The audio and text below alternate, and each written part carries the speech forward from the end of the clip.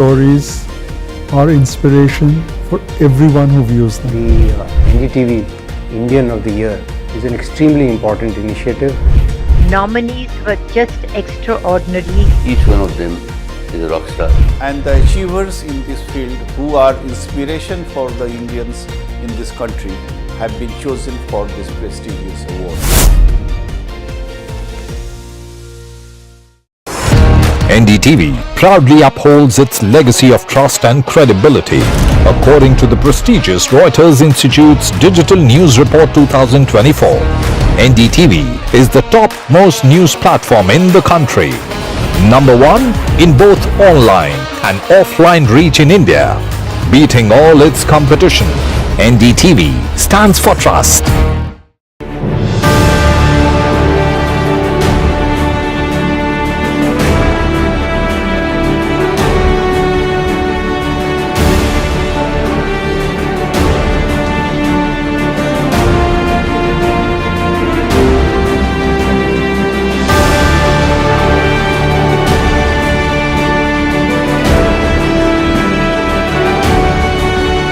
RP Sanjeev Goenka Group presents NDTV Indian of the Year, powered by Raymond, co-powered by Gallant.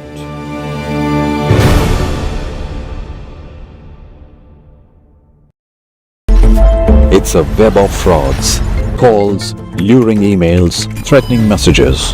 Cyber frauds have cast their net wide and everyone is at risk. We track the victims, their horror stories as they get conned online, extorted and robbed of their hard-earned money. How to identify a cyber fraud and how to stay cyber safe. What are your options? Fraud.con, NDTV initiative for cyber safety. Only on NDTV 24/7. I've been reporting on all issues big and small from Andhra Pradesh, Telangana, rest of South India, bringing you all the action, all that you need to know, all that you want to know. The energy of Maximum City is infectious. I bring in that energy in our news coverage from financial capital Mumbai. India's IT capital is always buzz. It's literally a city that never sleeps. And I keep you ahead on all the Bengaluru buzz. Covering from the southernmost part of India over the last 23 years, I bring in-depth and 360-degree coverage from the Dravidian heartland. The land of Mishti is also known for its bitter politics. I have seen much water flow under the Howrah Bridge, covering Bengal in all its vivid colors. New day, new show, a new experience. Start your day with the news, not views. We bring you stories that matter and impact your lives. News that informs and keeps you ahead. from Maximum City, Mumbai.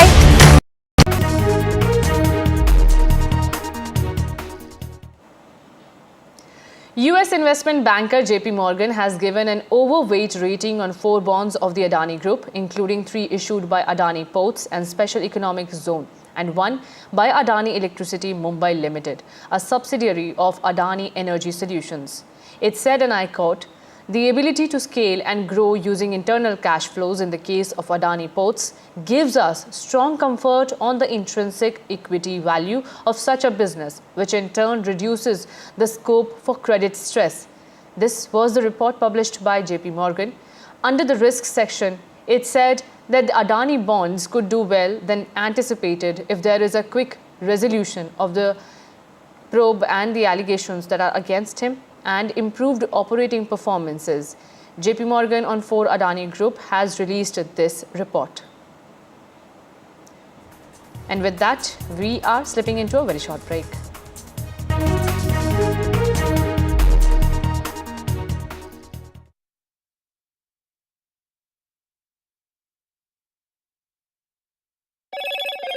Hello, Moto. Motorola Edge 50 Pro, world's first AI-powered pro-grade camera.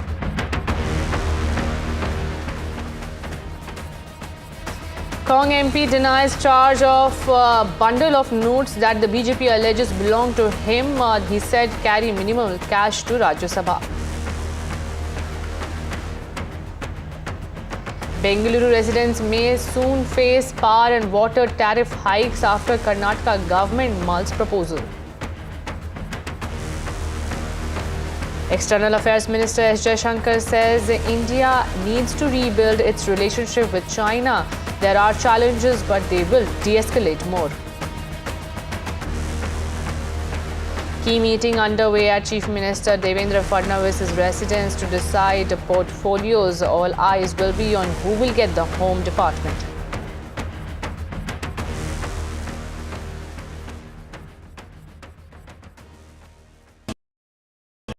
In today's interconnected world, India's voice is more crucial than ever. When India speaks, the world listens. At NDTV World, we are that voice, bringing you intelligent and insightful news from India and beyond. From geopolitics and diplomacy to economic shifts, migrations, tech disruptions, and the stories of our diaspora. We cover the news that shapes our global future. NDTV World, your new home for global news is here.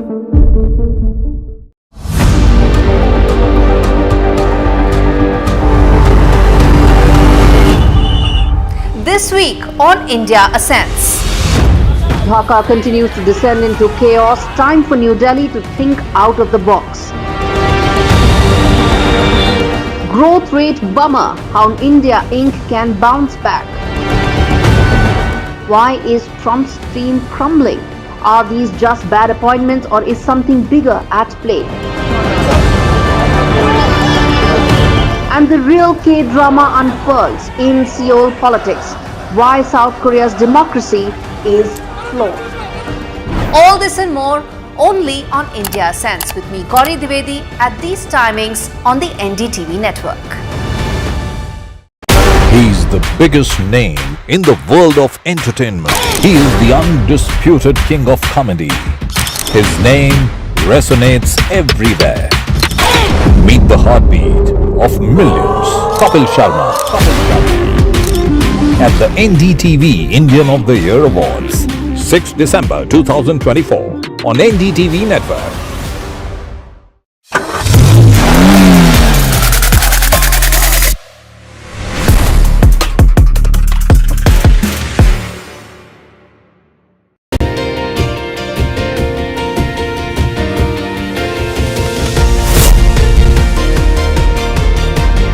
Becoming a member of jury of NDTV was a totally different challenge altogether. When you recognize contribution to society, these stories are inspiration for everyone who views them. The NDTV Indian of the Year is an extremely important initiative.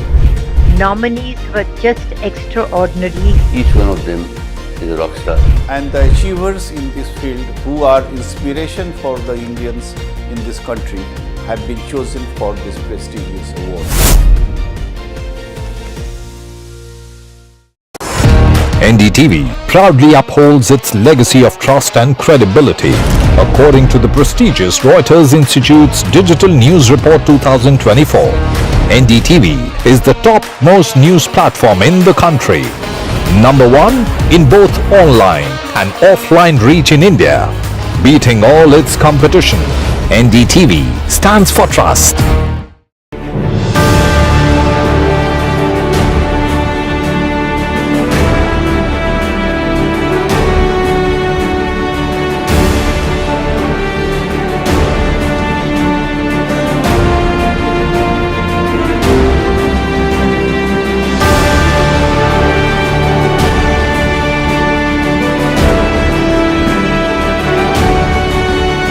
RP Sanjeev Goenka Group presents NDTV Indian of the Year, powered by Raymond, co-powered by Gallant.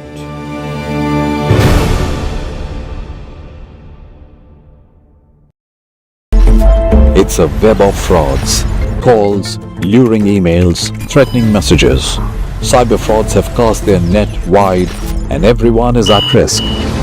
We track the victims, their horror stories as they get conned online, extorted and robbed of their hard-earned money.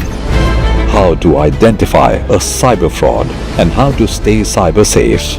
What are your options? Fraud.con, NDTV initiative for cyber safety.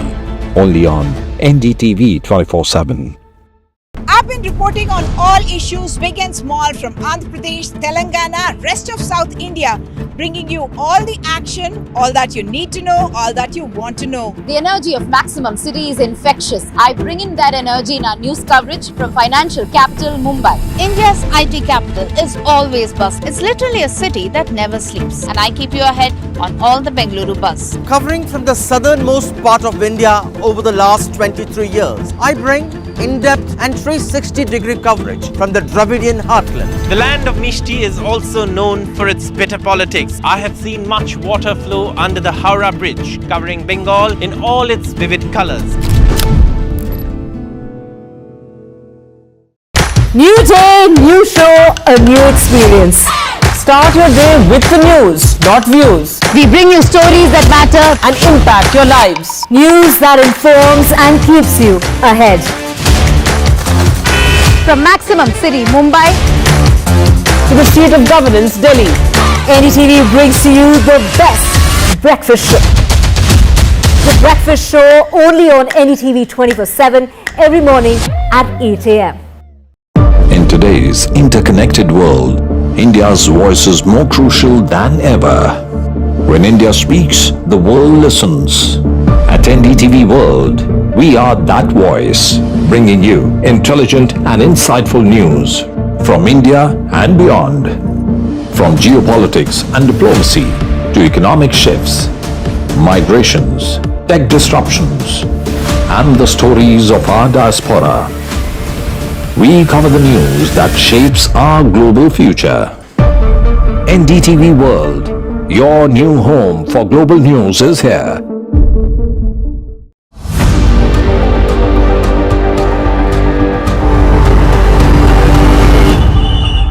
This week on India Ascends.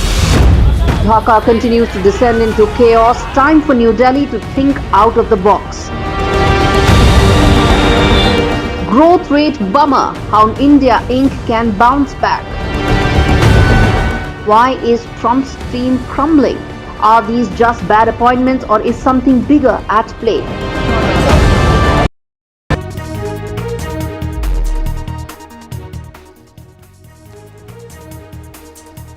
It's Aam Aadmi Party versus the BJP over Delhi votes being cut. Kejriwal accuses the BJP of voter deletion. And Punjab farmers march to Delhi demanding MSP law from the Shambhu border. They're trying to breach the barricade that has been put up. Triple layer of barricades have been put up by the police at the Shambhu border.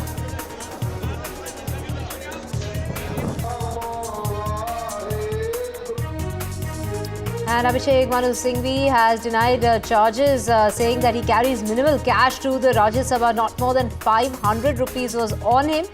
This is a row that has, against Congress MP Abhishek Manu Singhvi responding to Rajya Sabha Chairman Jagdeep Dhankar's charge of a wad of currency notes that was found on his seat in the Rajya Sabha. Power and water woes for Bengaluru residents. Karnataka government proposing a power water tariff hike. Bengaluru residents may face a hike in the Kaveri and power water tariffs as the state government moves forward with plans to revise the tariff structure. No relief in EMIs, but the RBI keeps the repo rate unchanged for the 11th consecutive time. And growth rate target, we're talking about the growth target that's lower to 6.6% from 7.2%. The banks have given a window for additional lending funds.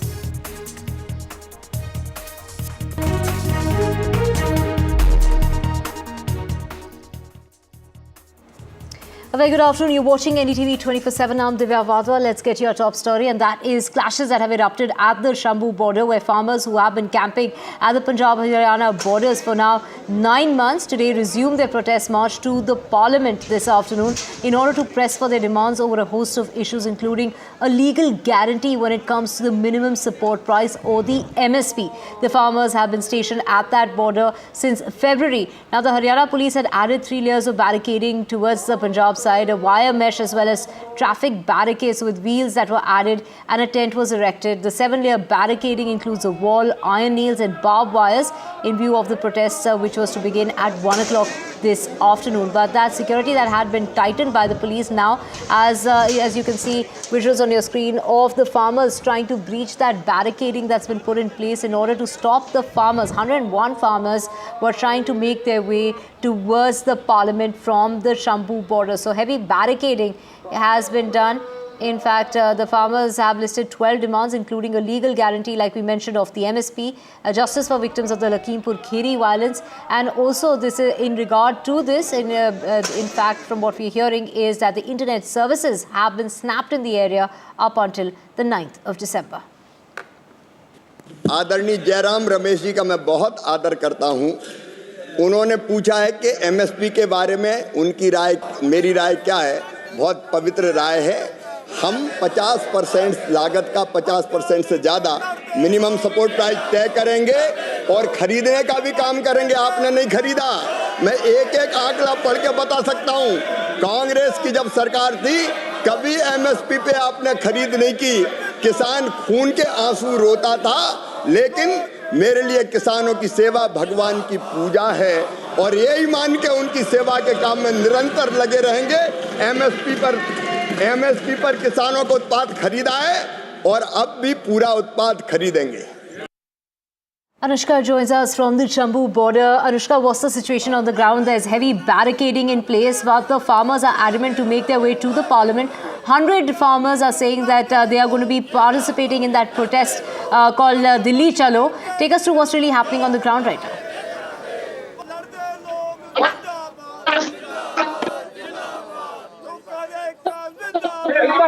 Certainly, Divya, Lonja police and the farmers right now can clearly see that and the farmers who are protesting here right now. I'm showing the visuals from Shambhu border right now, where the farmers were climbing up the wall that has been put in place by the Punjab police. But while the police was constantly appealing to them that they should stop this protest, and it's right here, the farmers were not budging from there. Right now, we are showing you the visuals from Shambhu border, where 101 farmers have gathered to take ahead this Dilli Chalo protest. They have been saying that they have been in constant talks with the government, but right now also all of those talks have remained inconclusive, and that is why they in fact have decided to march towards Delhi. They have also been saying that they tried a lot to take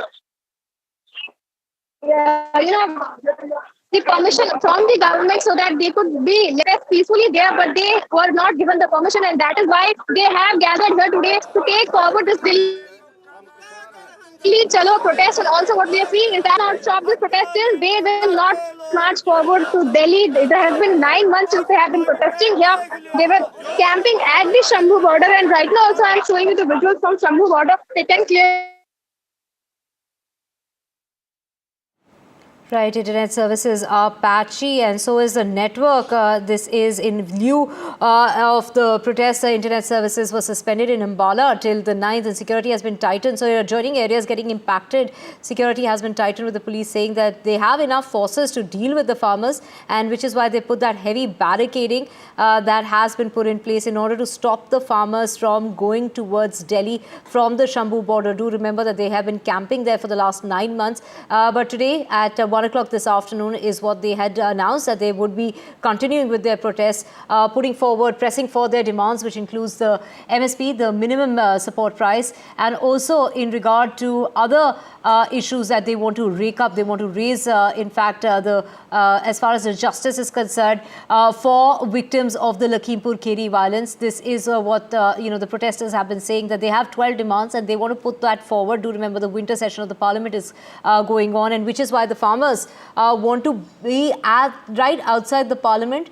to rake up these issues. There are 12 demands that they want to put forward, press their demands, take it up with the government. Do remember that, it is a protest march called Dilli Chalo, and the farmers, the number of farmers that were supposed to participate in this march was supposed to be to the tune of 101. But as you can see in visuals on your screen, there seem to be many more farmers and their families who are there at the Shambhu border at this point in time protesting, wanting to breach that barricading. Some we heard were even trying to jump off, jump from that barricade. But at the moment, the farmers have been stopped and halted at the Shambhu border.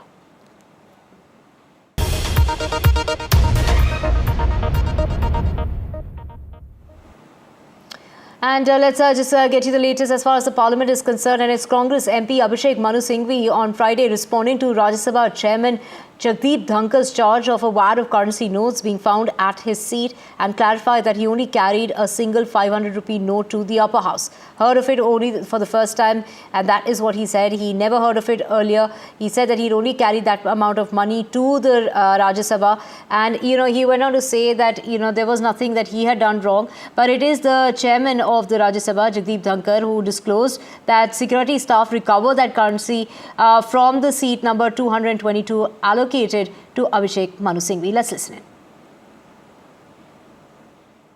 पहले ये मजाकिया हास्यास्पद चीज सुनी।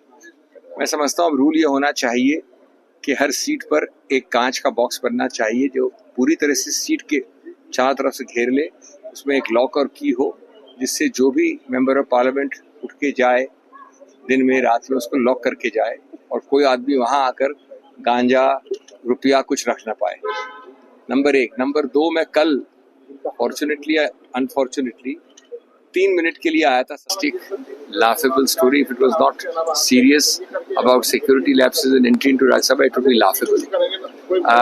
I started saying that possibly we should now have a barbed wire fencing around the entire seat, or a glass enclosure which you can lock and go home when you leave the seat, because anybody can come and put ganja, rupiah, anything else in that seat when you are away. Fortunately or unfortunately, I came at 12:57 inside the house after signing my attendance. 1 o'clock the house rose. I went and had lunch with Ayodhya Rami Reddy in the canteen, and then I went away. I think more important is that everything in the house should not lead to cheap tactics and arop pratyarop, allegation, counter allegation for everything. I think it demeans our level. But anyway, it should be fully inquired into how the security lapse occurred, who put it, rightly or by mistake. But it's no point. In fact, I would question the very rationale of even mentioning 222 as the seat number. I request you, sir, yourself told that it will be investigated, and after investigation only you can come to the conclusion. We never objected that you should not investigate. Have we objected? You suppress so many things, and you people do that. We don't do that. It is your quality. It is your quality. I hereby inform that during the routine anti-sabotage check of the chamber after the adjournment of the House yesterday, apparently a wad of currency notes was recovered by the security officials from seat number 222, presently allotted to Shri Abhishek Manu Singhvi, elected from the state of Telangana for the term 2024 to 2026. The matter was brought to my notice, and I felt it expedient, as per practice and ordainment, to ensure that investigation takes place in accordance with law, and the same is underway. Today, when Rajya Sabha proceeding started, Honorable Chairperson has brought a very surprising and sensational fact in front of the House. That yesterday, after the proceeding of House completed, during the anti-sabotage check by the security personnel, they found certain currency notes on a particular seat that was allotted to a Congress leader. And he was expecting that somebody will come to claim that money. But to surprise of everybody, nobody can claim. And when it was said, the things were put on the floor of the House, rather than claiming or clarifying, they have started opposing. It means they are having so much of money, they don't bother that how much currency notes have been left here, there, even in the House or outside there. It may be because there are several occasions and several allegations on Congress party on illegal money and corruption. So I would like to ask them that you are the party who put on allegation without any substantive base to government. Now there is a substantive, evidential, material fact available on the floor of the House, और उसका तो कोई हिसाब ही मांगने नहीं आया. And my colleagues Sunil Prabhu and Aishwarya joining us to get us more on this. Sunil, over to you first. Abhishek Manu Singhvi there denying those allegations being made, with the Congress there coming totally to his defence. That's right. He's gone one step further to allege that not only is this a security lapse, tomorrow you can put drugs, ganja, whatever you want on the floor of the House, and then you can say that 222 the seat is Mr. Abhishek Singhvi he sits there, and this is the reason for it. So it's definitely something that is amiss. The Congress leadership has also met the chairman and told them very categorically, for 50,000 rupees, if you are going to start this practice of naming people, even though you have ordered a high-level inquiry, in the fitness of things, this principle of natural justice, you should have checked and corroborated, looked at the CCTV evidence and looked at what exactly happened. If it was from Mr. Singhvi or not. Is it a crime, I want to ask you, to have 50,000 rupees? And please remember, for those viewers who are watching, Mr. Abhishek Singhvi is a high network individual. I mean, he's one of the highest taxpayers in this country. Amongst the lawyers, he charges lakhs of rupees for a minute to appear for a case. And in the same context, he said that he's been there for only 3 minutes. So is this the first time we're seeing money in Parliament? No. We have seen many of those who are speaking on the floor of the House, who are now ministers, who are masterminds for bringing money in to say and allege that there was a cash for votes that took place during the Manmohan Singh vote of confidence. There have been other instances where we have seen the BJP president in the Telka scam said, to be given money, but that was not on the floor of the House. So this is not new. But having said that, it is definitely a new precedent. It's a new way of trying to bring in politics on an issue which is really a matter of a huge security lapse. What was the CISF doing? What were the staff that were responsible for this? And is this the first time that money has been found? The people who have lost mobiles, what does the security apparatus do at that stage? Do they then ask for an inquiry to be conducted, as has been announced by the chair every time in the lost and found? These are things that need to be answered, and it has to be looked at in its entirety, not trying to make a monster of an individual who, if or not, has, as he's denied this is his money. Right. Be that as it may, we really need to get to the bottom of it, because thousands of crores are spent on securing India's parliament. And after the security breach, if this has happened once again, this is clearly a huge wake-up call for the security agencies. Right, and of course it was Abhishek Manu Singhvi who wasn't even questioned regarding the same, and he only heard of it minutes right after that announcement that was made by Jagdeep Dhankar. Aishwarya, over to you. Without any investigation, how have they revealed the seat number and the name of the MP?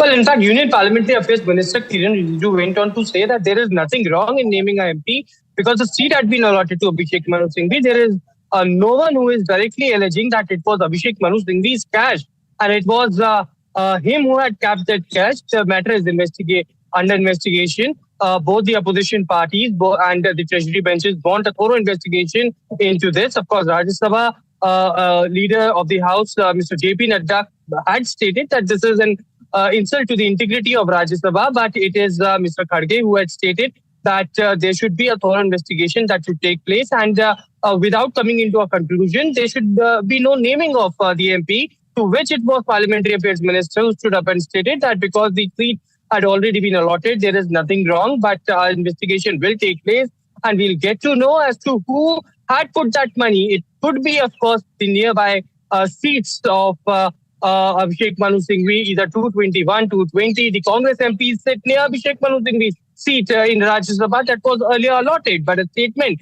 that had come out from the Rajya Sabha chairperson clearly had not reflected any of those things which directly alleged that it was Abhishek Manu Singhvi. But on the other side, the Rajya Sabha chairperson Jagdeep Dhankar had formed a high-level committee, and I must inform you that in this high-level committee there would be senior officials from the security agencies, the Rajya Sabha Secretariat, and senior MPs who will be overseeing the inquiry. There will be CCTV footages that will be also thoroughly checked as far as the reviewing of who that bundle of cash really belong to. Absolutely. With that, we're slipping into a very short break. Back with a whole lot more. To stay with us.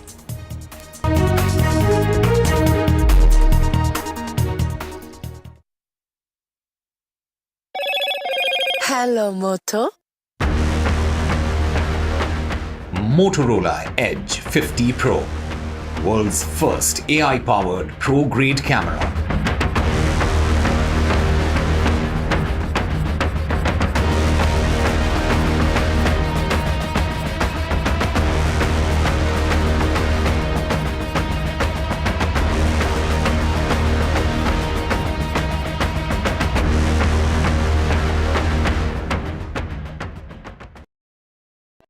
He's the biggest name in the world of entertainment. He is the undisputed king of comedy.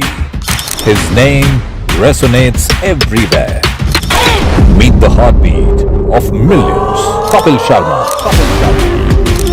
At the NDTV Indian of the Year Awards, 6 December 2024 on NDTV Network.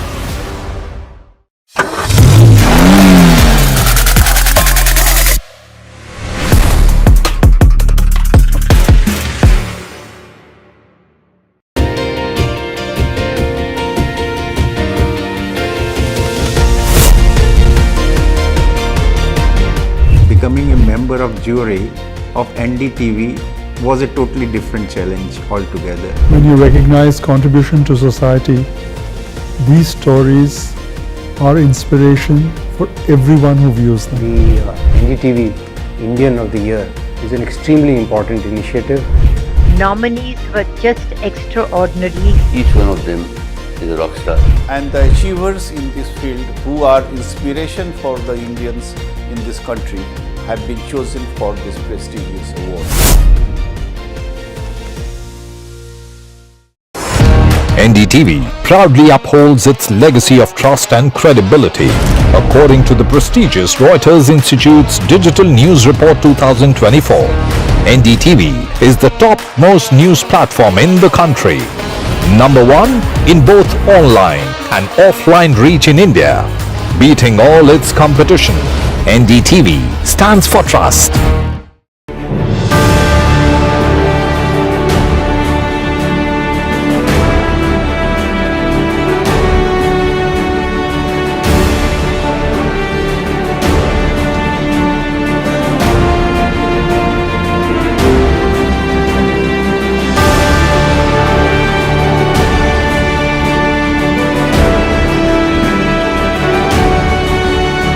RP Sanjeev Goenka Group presents NDTV Indian of the Year, powered by Raymond, co-powered by Gallant.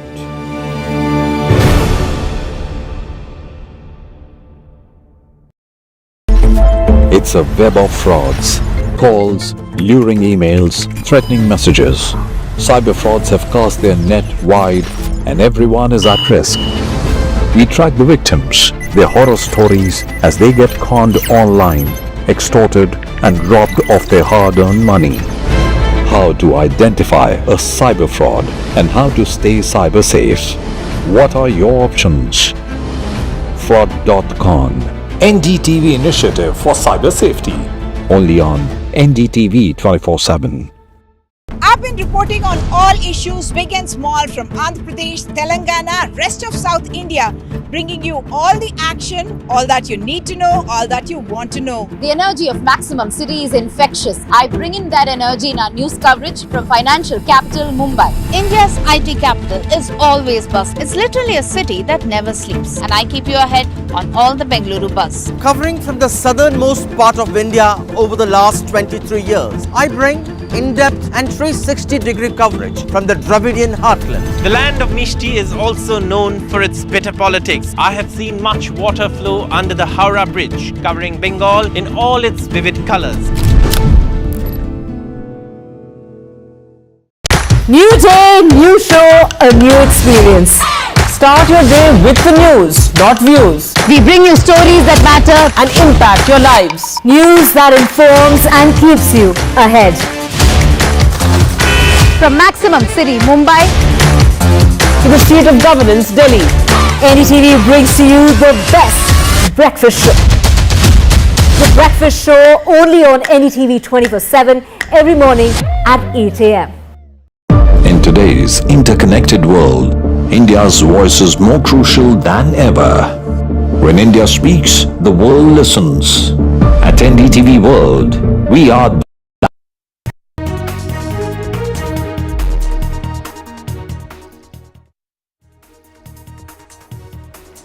Welcome back. BJP MLA Kalidas Kolamkar today took oath as a pro tem Speaker of the Maharashtra Legislative Assembly a day before the special 3-day session of the lower house of the state legislature begins. The governor administered the oath to Kalidas Kolamkar as the pro tem Speaker. He will administer the oath of office to the newly elected MLAs, conduct the Assembly Speaker's election during the 3-day special session of the 15th Assembly beginning the 7th of December. So it is the pro tem speaker who took oath today. This is after the swearing-in ceremony of the Chief Minister of Maharashtra and the Deputy Chief Ministers who took oath yesterday. Today it is BJP MLA Kalidas Kolamkar who has taken oath as the pro tem speaker of the Maharashtra Legislative Assembly. This is just coming just in time for that special 3-day session of the lower house of the state legislature that will begin on the 7th of December. It was the governor, C.P. Radhakrishnan, who administered the oath to Kalidas Kolamkar as the pro tem speaker. And the role of the pro tem speaker, of course, it will be Mr. Kolamkar who will be administering the oath of office to the newly elected 288 MLAs. He will be conducting the Assembly Speaker's election, and this is going to take place during that 3-day special session of the 15th Assembly that's going to start as early as the 7th of December. Anuj joining us. Anuj, take us to the oath-taking ceremony that took place today. It was the governor who today, in fact, administered that oath to the pro tem speaker. Yes, Kalidas Kolamkar is the new pro tem speaker. He has served as a pro tem speaker in the earlier term as well. He's an experienced MLA here from Mumbai with an experience. He's consistently won 9 elections, and that's a record in itself when you talk about it. But now it's a formality that has been fulfilled by the Bharatiya Janata Party, because in the next 3 days we are expecting the portfolio expansion to happen and other ministers to take oath. And on the 9th, that is on Monday, we will see the speaker taking the oath, the speaker of Vidhan Sabha taking the oath. Yesterday, while speaking to the media, Devendra Fadnavis made it very clear that before the winter session, which is going to begin later this month, they want to have an idea or a clear idea on a majority of the important portfolios, and of course have the speaker in place. And the process for that has officially started today with the appointment of the pro tem speaker in Kalidas Kolamkar. But when you talk about the party dynamics amongst the different Mahayuti partners, Shiv Sena and NCP Ajit Pawar faction, they both have started their internal meetings for the kind of approach they're going to have when it comes to choosing leaders amongst themselves. Or nominating them for becoming ministers. One fundamental change that we might see from last time around is that both Shiv Sena and NCP came with a set of leaders from their original parties, erstwhile united NCP and Shiv Sena. which is why it became a sort of their responsibility to kind of do justice and give as many ministerial berths to the people who had come with them as possible. But this time around, because it was a three-fold arrangement, all the three parties fought under the same leadership, and there are several other MLAs as well, which is why we can see several fresh faces from both the parties, that is Shiv Sena and NCP, taking oath in the next 2 or 3 days. Right. Thank you so much, Anuj, for joining us with all those details. And of course, that very crucial meeting that took place at Chief Minister Devendra Fadnavis's house today, before that announcement that comes about as far as the distribution of portfolios is concerned. And that discussion has come up today. And of course, waiting for that announcement as well. With that, we're slipping to a short break. Back with a whole lot more. Stay with us.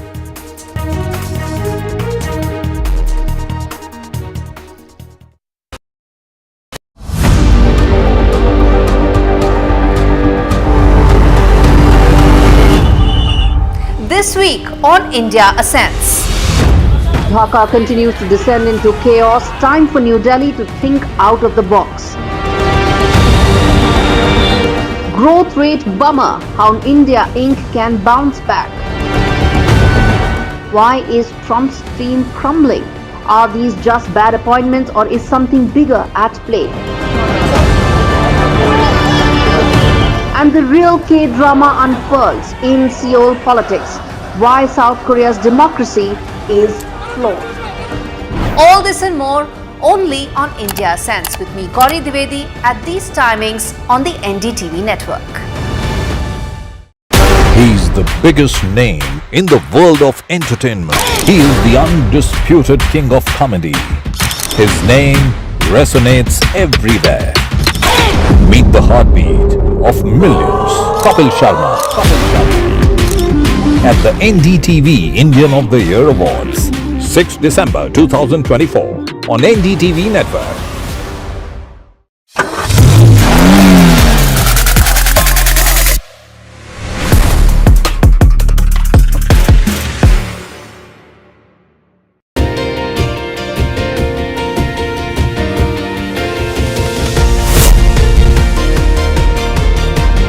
Becoming a member of jury of NDTV was a totally different challenge altogether. When you recognize contribution to society, these stories are inspiration for everyone who views them. The NDTV.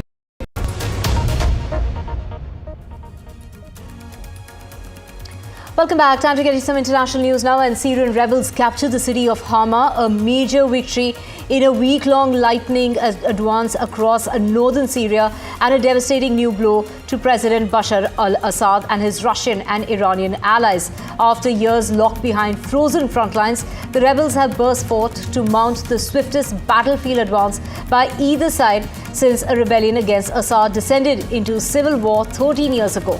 The capture of Hama gives them control of a strategic central city they never managed to seize before.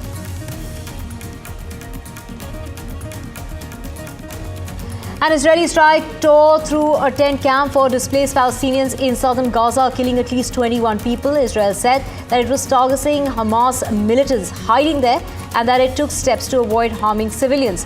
The attack comes as Amnesty International, a human rights organization, released a report on the war in Gaza that accuses Israel of genocide, and Israel rejected that report as false.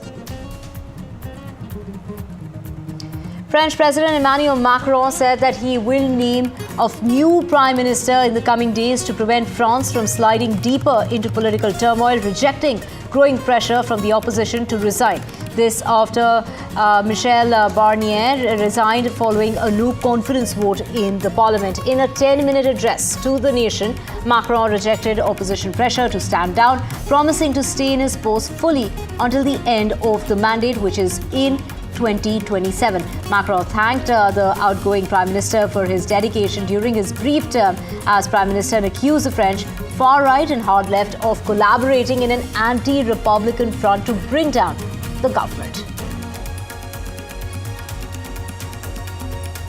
The collapse of France's government failed to produce a renewed sense of hope amid strikers gathered in Paris on Thursday to protest proposed layoffs and budget cuts in the public sector. Demonstrators expressed defiance towards the country's political class at large, predicting a new government would likely address their anger as well as their frustration. South Korean police are investigating President Yoon for allegedly insurrection over his short-lived declaration of martial law. Military officials have been questioned by MPs, and it was earlier President Yoon who accepted the resignation of Defence Minister, who apologized for the role he played in Tuesday night's shock move. Yoon has not publicly spoken since an emergency vote in Parliament early on Wednesday forced him to reverse his decision and is under pressure to resign.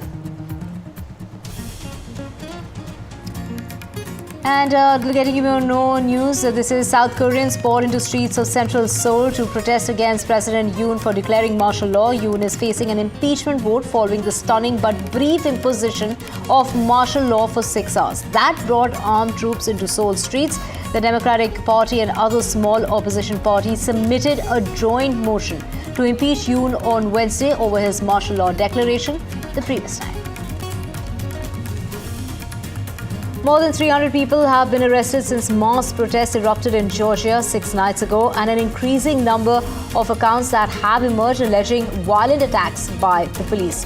Demonstrations have continued every night since last Thursday after ruling party Georgian Dream said that it was halting the country's bid to start talks on joining the EU. Georgian Prime Minister has accused the opposition politicians of orchestrating the violence, blaming them for the injuries. Elon Musk's artificial intelligence startup XAI has raised around $6 billion in equity financing as it races to compete with other AI firms. The funding comes as the startup seeks to raise billions of dollars to provide users with an alternative to OpenAI's ChatGPT, wrapping up a funding round that has been in the works for months now and was said to value the artificial intelligence startup at more than $40 billion. A Boeing plea, a deal intended to resolve a case related to 2 fatal crashes of its plane, has been rejected by a US judge. The plane maker agreed with the United States government in July to plead guilty to 1 count of criminal fraud, face independent monitoring, and pay a $243 million fine. However, the judge, Reed O'Connor, struck down the agreement on Thursday, saying it undermined the court and the diversity requirements for hiring the monitor were contradictory.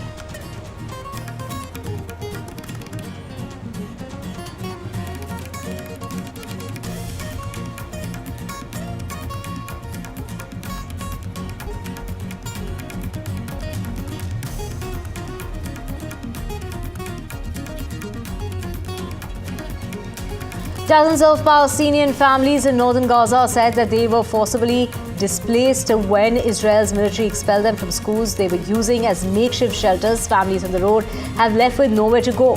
Some left on foot, while others used motorized rickshaws, bicycles, or donkey carts to carry kids, older adults, and their remaining belongings.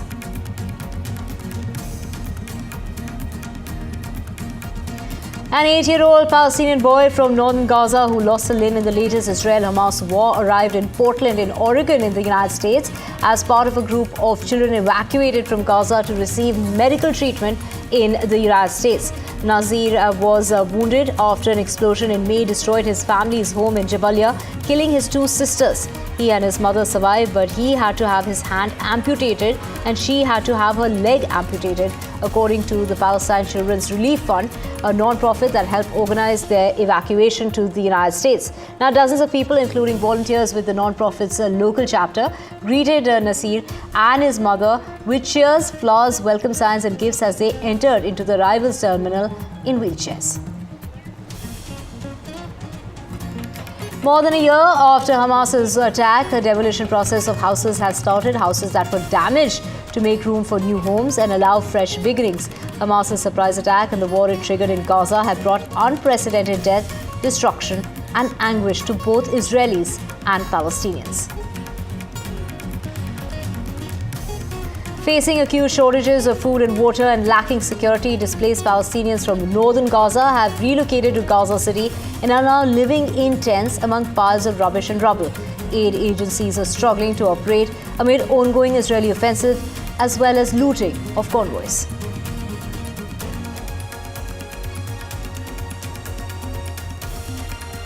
The World Food Programme's Deputy Executive Director has warned that the level of desperation in Gaza was going up as alarming over increasing hunger in the enclave that mounts. The amount of food allowed in by Israel has plunged over the past 2 months, compounded by a decision that was taken by the United Nations on the weekend to halt aid deliveries from the main crossing into the territory because of the threat of armed gangs looting convoys. Experts have already warned of famine in the northmost part of Gaza, which Israeli forces have almost completely isolated since early October, saying they're fighting regrouped Hamas militants in the area.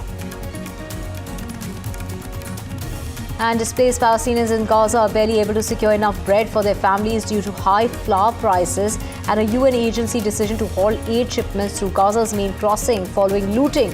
Last month, bakeries in Dar al-Bala shuttered for several days because they didn't receive any sort of flour to make their baked goods, pushing thousands to starvation as families heavily rely on makeshift charitable kitchens and bakeries to survive. Some displaced people reported that they can only secure one meal a day for their families. And finally, Palestinians lined up for bags of flour distributed by the UN in central Gaza, some of whom for the first time in months amid this drop in food aid entering the territory. The UN Agency for Palestinian Refugee, known as UNRWA, gave out 125 kilogram of flour to each family of 10 at a warehouse in the Nusrat refugee camp, and this is in the Khan Yunis area. Ukrainian President Zelensky's delegation met with senior representatives of the United States President-elect Donald Trump. The delegation met in Washington with Trump's choice for White House National Security Advisor Mike Waltz and his Ukraine ambassador Keith Kellogg. Now, the meet is seen as an aim for Ukraine to rebuild contacts with the incoming administration of Donald Trump, who has promised to end Russia's war in Ukraine upon taking office. This is the Russian Defense Ministry that's released on Tuesday. Images of what it said showed the Russian Navy and aerospace forces conducting joint exercises in the Mediterranean Sea. According to a statement, the drills involved over 1,000 servicemen, as well as 10 ships and support vessels, 24 aircrafts, including MiG-31 and fighters equipped with hypersonic missiles. Russia said that it had seized 2 more settlements in Ukraine over the past 24 hours, while Ukraine said that the situation on the front line remained tense. The Russian Defense Ministry said that its forces launched strikes on energy facilities of Ukrainian military industrial enterprises, as well as military airfield infrastructure and manpower, as well as equipment concentration areas. Now, Russia's air defense systems shot down dozens of unmanned aerial vehicles of the Ukrainian Air Force in the past day, is what the ministry had to say. In addition, the Russian troops continue to strike Ukrainian manpower and equipment in the western region of Kursk. And a Russian drone attack struck the energy infrastructure in Ukraine's western city, causing a partial blackout. Ukraine's Air Force says that Russia fired 28 missiles and drones of other types at Ukraine. The relatives of 43 student teachers who disappeared in southern Mexico more than a decade ago held their first meeting with recently appointed President Claudia, who offered to rebuild a dialogue that the relatives considered have now in fact deteriorated during the previous administration, according to the lawyer for the relatives of those disappeared. Argentinian retirees marched in protest against the government's decision to limit access to free medications, affecting millions who used to get free drugs through the retirees' public health insurance government agency. The measure, which the government claims is aimed at reducing resource misuse, that has sparked outrage among retirees who rely on these benefits to survive. Most retirees receive a minimum pension of $250 US. And there's nothing that compares to the magic of New York City's spectacular holiday window displays every year. These are retailers who come up with themes and visual threats. These are treats to delight the passerbys and get people in the mood for the holiday season. The stores use cutting-edge fashion with new technology like the AI polar bear at the Ralph Lauren store, who mimics your movements and can wave as well as blow kisses at those who stop. The high-tech bear will be featured in the stores of the holiday windows, not just in New York, but also in Chicago, London and Tokyo. While Saks Fifth Avenue is celebrating its 100th anniversary and its magnificent historic landmark building that it built in 1924. Peter Jackson and the original cast of The Lord of the Rings walk the red carpet. This is for the world premiere of The Lord of the Rings, The War. This is the new installment in London. The upcoming animated movie follows Hera, the daughter of King Helm Hammerhand, played by Brian Cox, as she protects her people from the attack of a former friend seeking revenge. This is the latest installment of The Lord of the Rings that hits theatres on the 30th of this month. Thousands of giant panda sculptures will greet residents and tourists starting Saturday in Hong Kong, where enthusiasm for the bears has grown since two cubs were born in a local theme park. The 2,500 exhibits were showcased in a launch ceremony of PandaGo at Hong Kong's airport on Monday. The display reflects Hong Kong's use of pandas to boost its economy as the Chinese financial hub works to regain its position as one of Asia's top tourism destinations. Pandas are considered China's unofficial national mascot. The country's giant panda loan program with overseas zoos has long been seen as a tool of Beijing's soft power diplomacy. Sean Penn has blasted the organizers of the Oscars for being coward, is what he had to say, in effect, that it limits the kind of films that can be funded and made. The 64-year-old actor said at the Marrakesh Film Festival that he gets excited about the Academy Awards only on the rare occasion that films that he values are nominated, adding that producers of the Academy have exercised really extraordinary cowardice when it comes to being part of the world of expression, and in fact have largely been part of limiting the imagination and limiting different cultural expressions, is what Sean Penn had to say at the festival, where he received a Career Achievement Award this year. Now, as part of a career tribute, the Marrakesh Film Festival screened 4 of his films in Morocco's tourism capital. Local media in Morocco reported several audience members exiting a screening of Milk during a scene depicting 2 men in bed, as homosexuality is illegal under Morocco's penal code. The actor, whose film Superpower documents war in Ukraine, also voiced support for President Zelensky.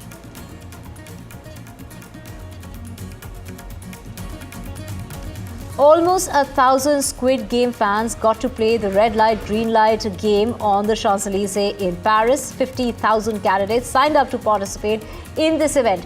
909 people were drawn at a random, and they are the ones who made it to the cut. 10,000 people came to cheer on the contestants, and the event celebrated the release of Squid Game Season 2 that's coming out on Netflix on the 26th of December.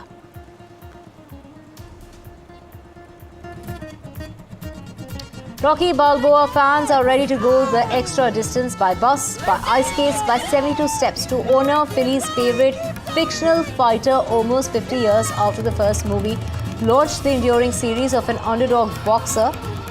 This is despite all odds. The Rocky Fest officially opened when the second cast of the Rocky statue was unveiled at top of the Rocky Steps, where the original film was featured. The original was featured in Rocky 3 and will remain there till the 31st of December. Many students ran up the stairs to kick off the events.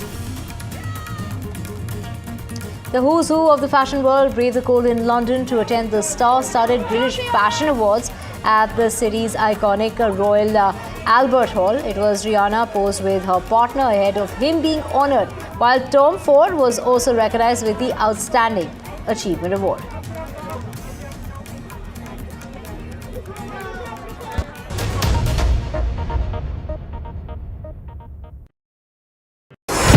NDTV proudly upholds its legacy of trust and credibility. According to the prestigious Reuters Institute's Digital News Report 2024, NDTV is the top-most news platform in the country. Number 1 in both online and offline reach in India. Beating all its competition, NDTV stands for trust.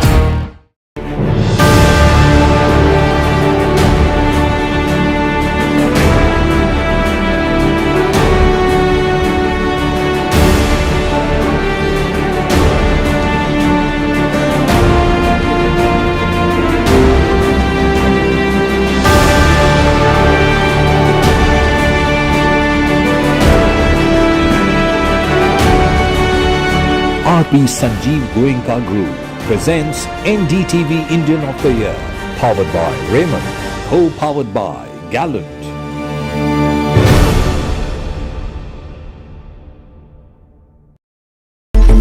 It's a web of frauds, calls, luring emails, threatening messages. Cyber frauds have cast their net wide and everyone is at risk. We track the victims, their horror stories as they get conned online, extorted and robbed of their hard-earned money. How to identify a cyber fraud and how to stay cyber safe. What are your options? Fraud.con, NDTV initiative for cyber safety. Only on NDTV 24/7. I've been reporting on all issues big and small from Andhra Pradesh, Telangana, rest of South India, bringing you all the action, all that you need to know, all that you want to know. The energy of Maximum City is infectious. I bring in that energy in our news coverage from financial capital Mumbai. India's IT capital is always buzz. It's literally a city that never sleeps. And I keep you ahead on all the Bengaluru buzz. Covering from the southernmost part of India over the last 23 years, I bring in-depth and 360-degree coverage from the Dravidian heartland. The land of Mishti is also known for its bitter politics. I have seen much water flow under the Howrah Bridge, covering Bengal in all its vivid colors. New day, new show, a new experience. Start your day with the news, not views. We bring you stories that matter and impact your lives. News that informs and keeps you ahead. From Maximum City, Mumbai, to the seat of governance, Delhi, NDTV brings to you the best breakfast show. The breakfast show only on NDTV 24/7 every morning at 8 a.m. In today's interconnected world, India's voice is more crucial than ever. When India speaks, the world listens. At NDTV World, we are that voice, bringing you intelligent and insightful news from India and beyond. From geopolitics and diplomacy to economic shifts, migrations, tech disruptions, and the stories of our diaspora. We cover the news that shapes our global future. NDTV World, your new home for global news is here.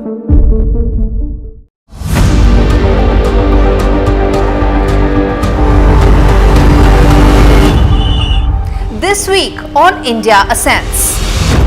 Dhaka continues to descend into chaos. Time for New Delhi to think out of the box. Growth rate bummer. How India Inc. can bounce back. Why is Trump's dream crumbling? Are these just bad appointments or is something bigger at play? And the real K-drama unfurls in Seoul politics. Why South Korea's democracy is flawed. All this and more only on India Ascends with me, Gauri Dwivedi, at these timings on the NDTV network. He's the biggest name in the world of entertainment. He is the undisputed king of comedy. His name resonates everywhere. Meet the heartbeat of millions. Kapil Sharma.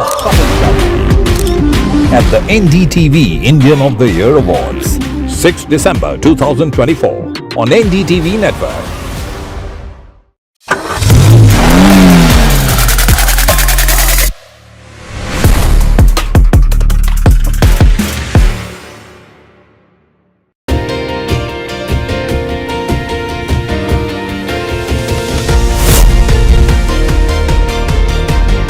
Becoming a member of jury of NDTV was a totally different challenge altogether. When you recognize contribution to society, these stories are inspiration for everyone who views them. The NDTV Indian of the Year is an extremely important initiative. Nominees were just extraordinary. Each one of them is a rock star. And the achievers in this field who are inspiration for the Indians in this country have been chosen for this prestigious award. NDTV proudly upholds its legacy of trust and credibility. According to the prestigious Reuters Institute's Digital News Report 2024, NDTV is the top-most news platform in the country. Number 1 in both online and offline reach in India. Beating all its competition, NDTV stands for trust.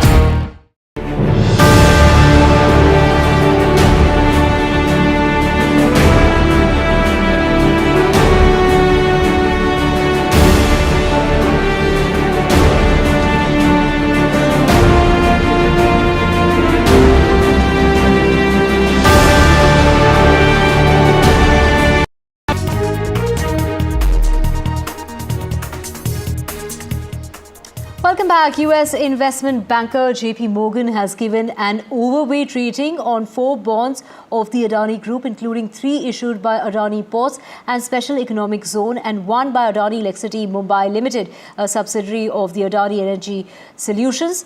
The ability to scale and grow using internal cash flows in the case of Adani Ports gives us some strong comfort on the intrinsic equity value of such a business, which in turn reduces the scope for credit stress, is what that report of JP Morgan had to say.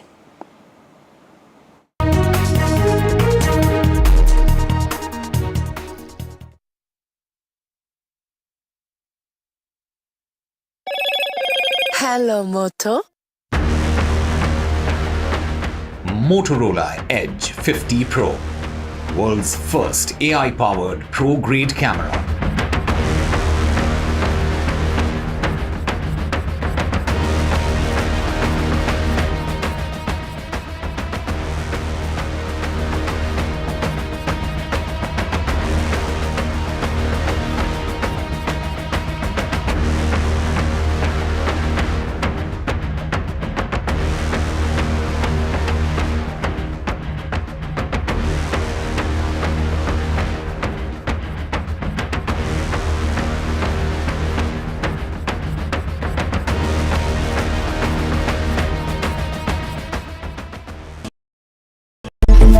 It's a web of frauds, calls, luring emails, threatening messages. Cyber frauds have cast their net wide and everyone is at risk. We track the victims, their horror stories as they get conned online, extorted and robbed of their hard-earned money. How to identify a cyber fraud and how to stay cyber safe. What are your options? Fraud.con, NDTV initiative for cyber safety. Only on NDTV 24/7. I've been reporting on all issues big and small from Andhra Pradesh, Telangana, rest of South India, bringing you all the action, all that you need to know, all that you want to know. The energy of Maximum City is infectious. I bring in that energy in our news coverage from financial capital Mumbai. India's IT capital is always buzz. It's literally a city that never sleeps. And I keep you ahead on all the Bengaluru buzz. Covering from the southernmost part of India over the last 23 years, I bring in-depth and 360-degree coverage from the Dravidian heartland. The land of Mishti is also known for its bitter politics. I have seen much water flow under the Howrah Bridge, covering Bengal in all its vivid colors. New day, new show, a new experience. Start your day with the news, not views. We bring you stories that matter and impact your lives. News that informs and keeps you ahead. From Maximum City, Mumbai, to the seat of governance, Delhi, NDTV brings to you the best breakfast show. The breakfast show only on NDTV 24/7 every morning at 8 a.m. In today's interconnected world, India's voice is more crucial than ever. When India speaks, the world listens. At NDTV World, we are that voice, bringing you intelligent and insightful news from India and beyond. From geopolitics and diplomacy to economic shifts, migrations, tech disruptions, and the stories of our diaspora. We cover the news that shapes our global future. NDTV World, your new home for global news, is here.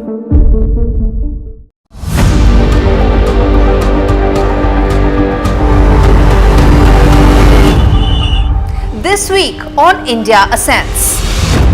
Dhaka continues to descend into chaos. Time for New Delhi to think out of the box. Growth rate bummer. How India Inc. can bounce back. Why is Trump's team crumbling? Are these just bad appointments or is something bigger at play? And the real K-drama unfurls in Seoul politics. Why South Korea's democracy is flawed. All this and more only on India Ascends with me, Gauri Dwivedi, at these timings on the NDTV network. He's the biggest name in the world of entertainment. He is the undisputed king of comedy. His name resonates everywhere. Meet the heartbeat of millions. Kapil Sharma. At the NDTV Indian of the Year Awards, 6 December 2024 on NDTV network.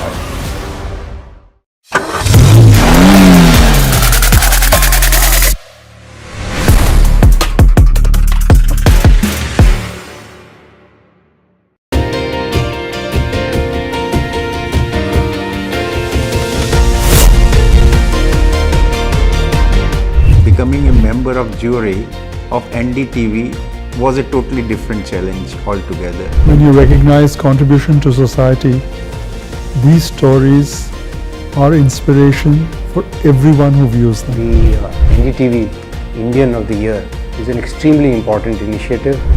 Nominees were just extraordinary. Each one of them is a rock star. And the achievers in this field who are inspiration for the Indians in this country have been chosen for this prestigious award. NDTV proudly upholds its legacy of trust and credibility. According to the prestigious Reuters Institute's Digital News Report 2024, NDTV is the top-most news platform in the country.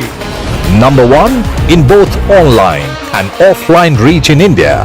Beating all its competition, NDTV stands for trust.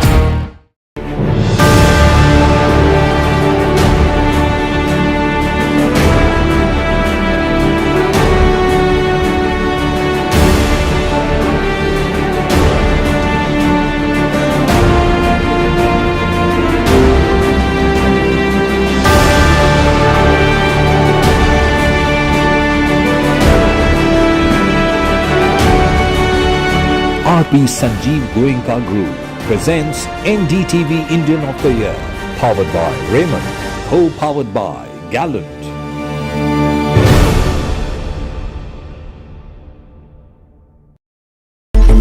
It's a web of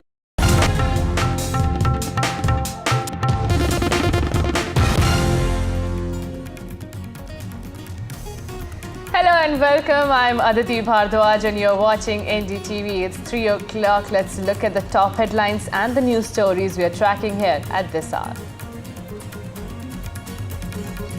Aam Aadmi Party leader Arvind Kejriwal accuses Bharatiya Janata Party of seeking to remove numerous voters from Delhi's electoral rolls before the upcoming assembly elections.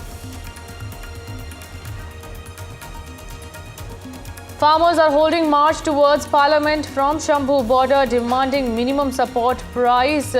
Layers of barricading broken.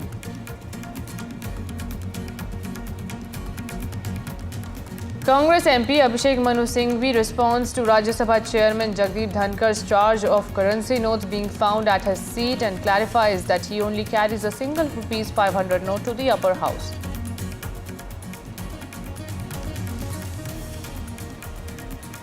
Bengaluru residents may soon face a hike in Kaveri water and power tariffs as the state government mulls the next plan.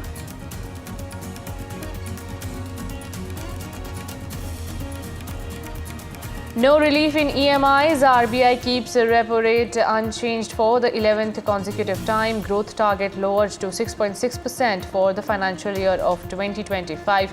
Banks given window for additional lending funds.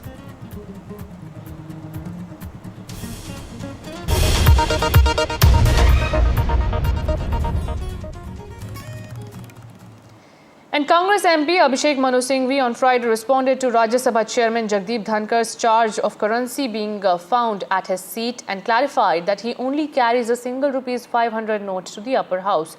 He said that he has never heard of it until now and he was inside the house for 3 minutes. He entered inside the house at 12:57 p.m. and then left at 1 p.m. Now, in the statement that was put up by Manu Singhvi on the social media platform X, he said that there should be seats allocated inside the house if that's the case. On Friday, remember, Rajya Sabha Chairman Jagdeep Dhankar disclosed that security staff recovered currency notes from seat number 222 allocated to Singhvi following Thursday's House session. The revelation sparked opposition protests, with leader of opposition in Rajya Sabha Mallikarjun Kharge objecting to naming the member before completing the investigation. However, the BJP has linked it to corruption. Let's listen into the war of words. Fantastic, laughable story. If it was not serious about security lapses and entry into Rajya Sabha, it would be laughable. I started saying that possibly we should now have a barbed wire fencing around the entire seat, or a glass enclosure which you can lock and go home when you leave the seat. Because anybody can come and put ganja, rupiah, anything else in that seat when you are away. Fortunately or unfortunately, I came at 12:57 inside the house after signing my attendance. 1 o'clock the house rose, I went and had lunch with Ayodhya Rami Reddy in the canteen and then I went away. I think more important is that everything in the house should not lead to cheap tactics and arop, pratyarop, allegation, counter-allegation for everything.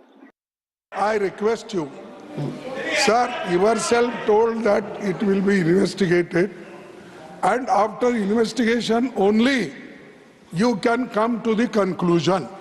We never objected that you should not investigate. Have we objected? You suppress so many things and you people do that. We don't do that. It is your quality. It is your quality. I hereby inform that during the routine anti-sabotage check of the chamber after the adjournment of the House yesterday, apparently a wad of currency notes was recovered by the security officials from seat number 222, presently allotted to Shri Abhishek Manu Singhvi, elected from the state of Telangana for the term 2024 to 2026. The matter was brought to my notice and I felt it expedient as per practice and ordainment to ensure that investigation takes place in accordance with law, and the same is underway. Today, when Rajya Sabha proceeding started, Honorable Chairperson has brought a very surprising and sensational fact in front of the House. That yesterday, after the proceeding of House completed, during the anti-sabotage check by the security personnel, they found certain currency notes on a particular seat that was allotted to a Congress leader. And he was expecting that somebody will come to claim that money. But to surprise of everybody, nobody can claim.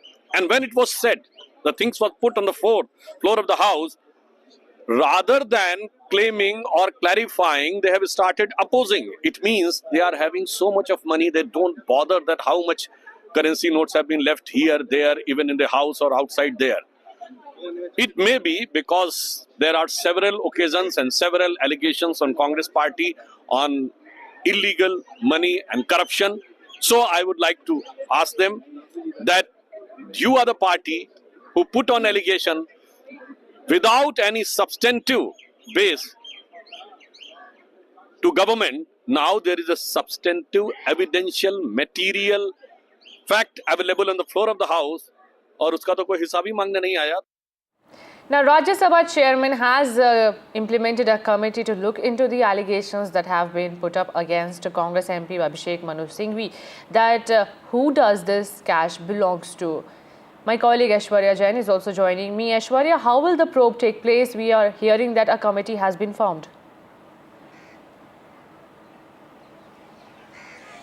Well, the Rajya Sabha chairperson had formed a high-level committee as far as the investigation is concerned, because it is the opposition parties and the treasury benches both wanted thorough investigation into it. What Abhishek Manu Singhvi stated in his statement as he arrived at the Parliament today is some serious claims. He stated that he first of all denied all the allegations against him, that the cash belongs to him.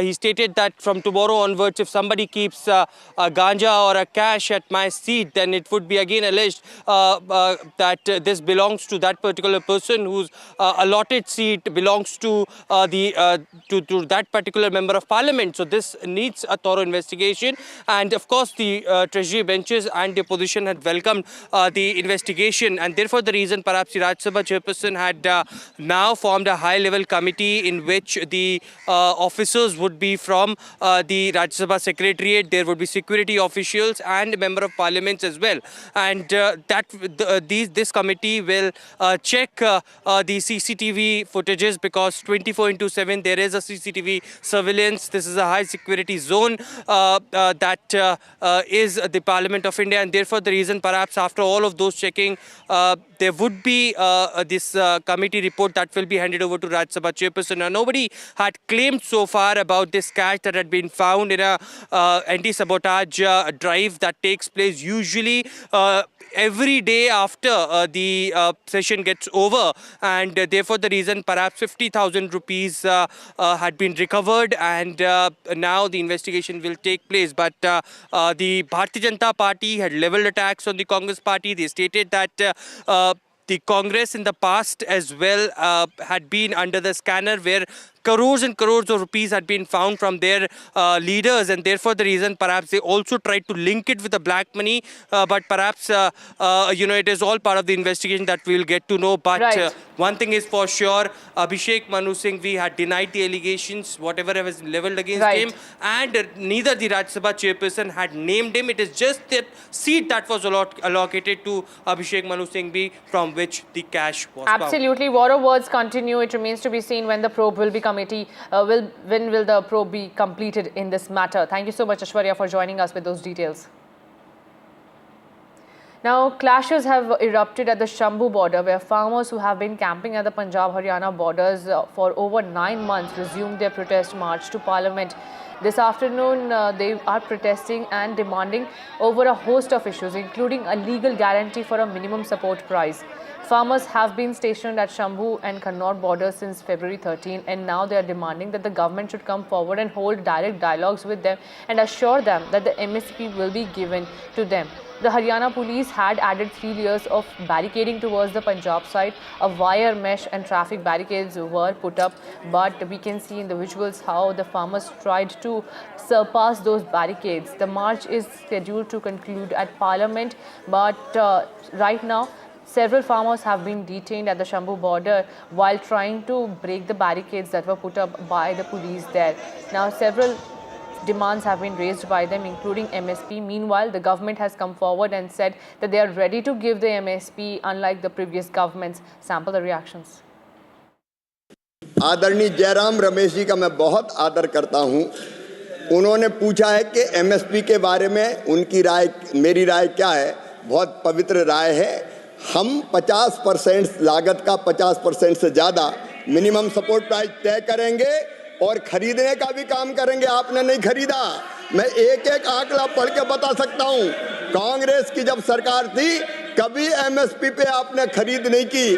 किसान खून के आंसू रोता था, लेकिन मेरे लिए किसानों की सेवा भगवान की पूजा है और यही मान के उनकी सेवा के काम में निरंतर लगे रहेंगे। एमएसपी पर किसानों को उत्पाद खरीदा है और अब भी पूरा उत्पाद खरीदेंगे।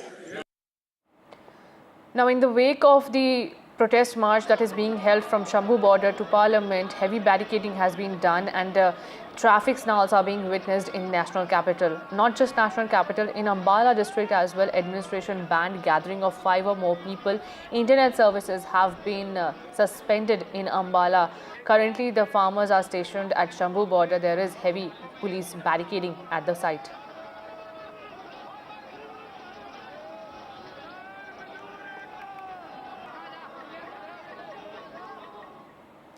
And in a scathing attack on the BJP, Aam Aadmi Party chief Arvind Kejriwal has accused BJP of seeking to remove numerous voters from Delhi's electoral rolls before the upcoming assembly elections.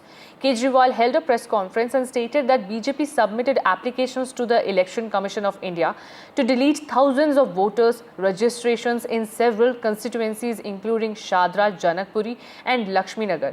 Meanwhile, Delhi BJP chief has hit back at Aam Aadmi Party, saying that Arvind Kejriwal is scared and hence he is making absurd statements to hide his failure, while challenging that the Chief Minister of Delhi, Atishi, should take legal action against him. Listen in.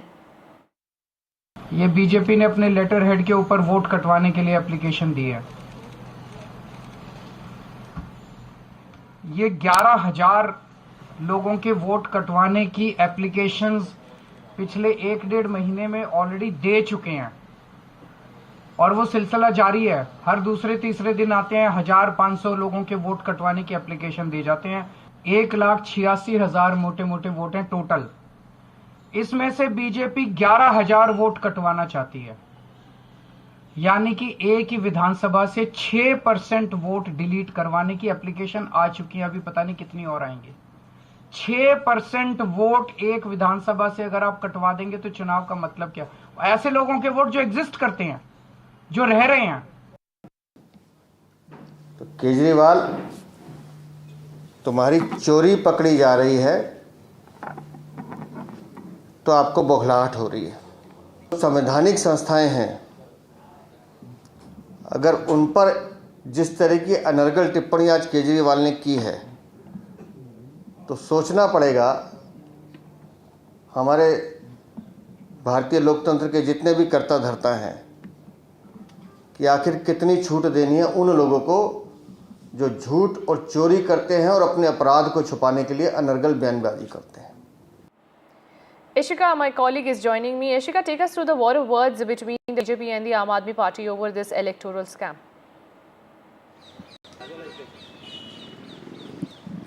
Well, it is certainly, big allegation that is coming from the side of the Aam Aadmi Party, and the war of words have intensified just right before the Delhi election.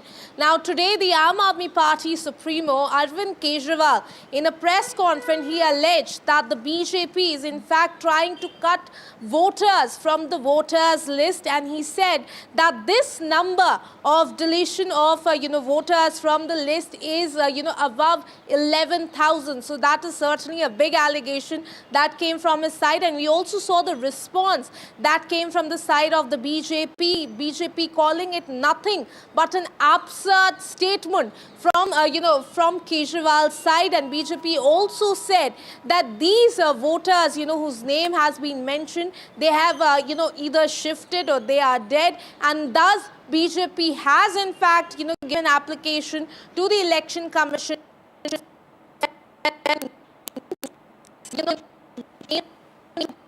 names from the voter. BJP also going to allegation today that I think voters from the list, it is not a child's play. It is a long procedure that has to be followed, where the booth level officers, they go and check, and then notices are issued, and only then the names are cut. So it is they are saying it is a long procedure. So certainly now, right before the election, we are seeing that the parties, be the Aam Aadmi Party or be it in fact the BJP, both of them alleging that the other side is in fact trying to get fake voters in, and Aam Aadmi Party saying that the BJP should delete. It is a war of words that is currently at play, and it's only set to intensify as the election only comes around the corner. Over to you. Absolutely, Ishika. Thank you so much for joining us. The elections will be held on or before February next year. It remains to be seen. Major controversies erupting just before it. Thank you so much, Ishika, for joining us. And with that, we're slipping into a very short break.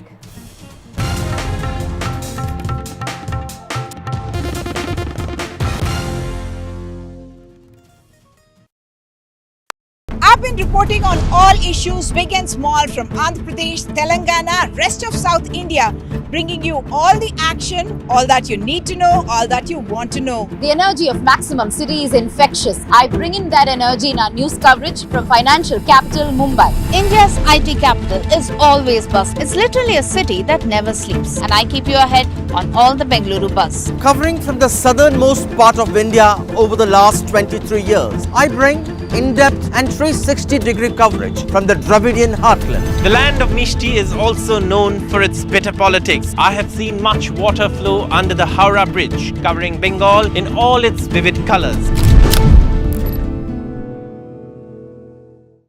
New day, new show, a new experience. Start your day with the news, not views. We bring you stories that matter and impact your lives. News that informs and keeps you ahead. From Maximum City, Mumbai, to the seat of governance, Delhi, NDTV brings to you the best breakfast show. The breakfast show only on NDTV 24/7 every morning at 8 a.m. In today's interconnected world, India's voice is more crucial than ever. When India speaks, the world listens. At NDTV World, we are that voice, bringing you intelligent and insightful news from India and beyond. From geopolitics and diplomacy to economic shifts, migrations, tech disruptions, and the stories of our diaspora. We cover the news that shapes our global future. NDTV World, your new home for global news, is here.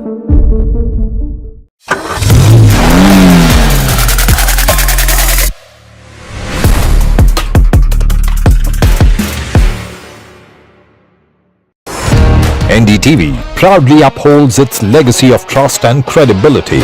According to the prestigious Reuters Institute's Digital News Report 2024, NDTV is the top-most news platform in the country. Number one in both online and offline reach in India. Beating all its competition, NDTV stands for trust.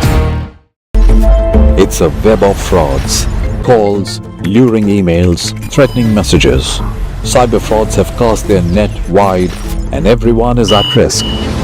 We track the victims, their horror stories as they get conned online, extorted and robbed of their hard-earned money. How to identify a cyber fraud and how to stay cyber safe. What are your options? Fraud.con, NDTV initiative for cyber safety. Only on NDTV 24/7. I've been reporting on all issues big and small from Andhra Pradesh, Telangana, rest of South India, bringing you all the action, all that you need to know, all that you want to know. The energy of Maximum City is infectious.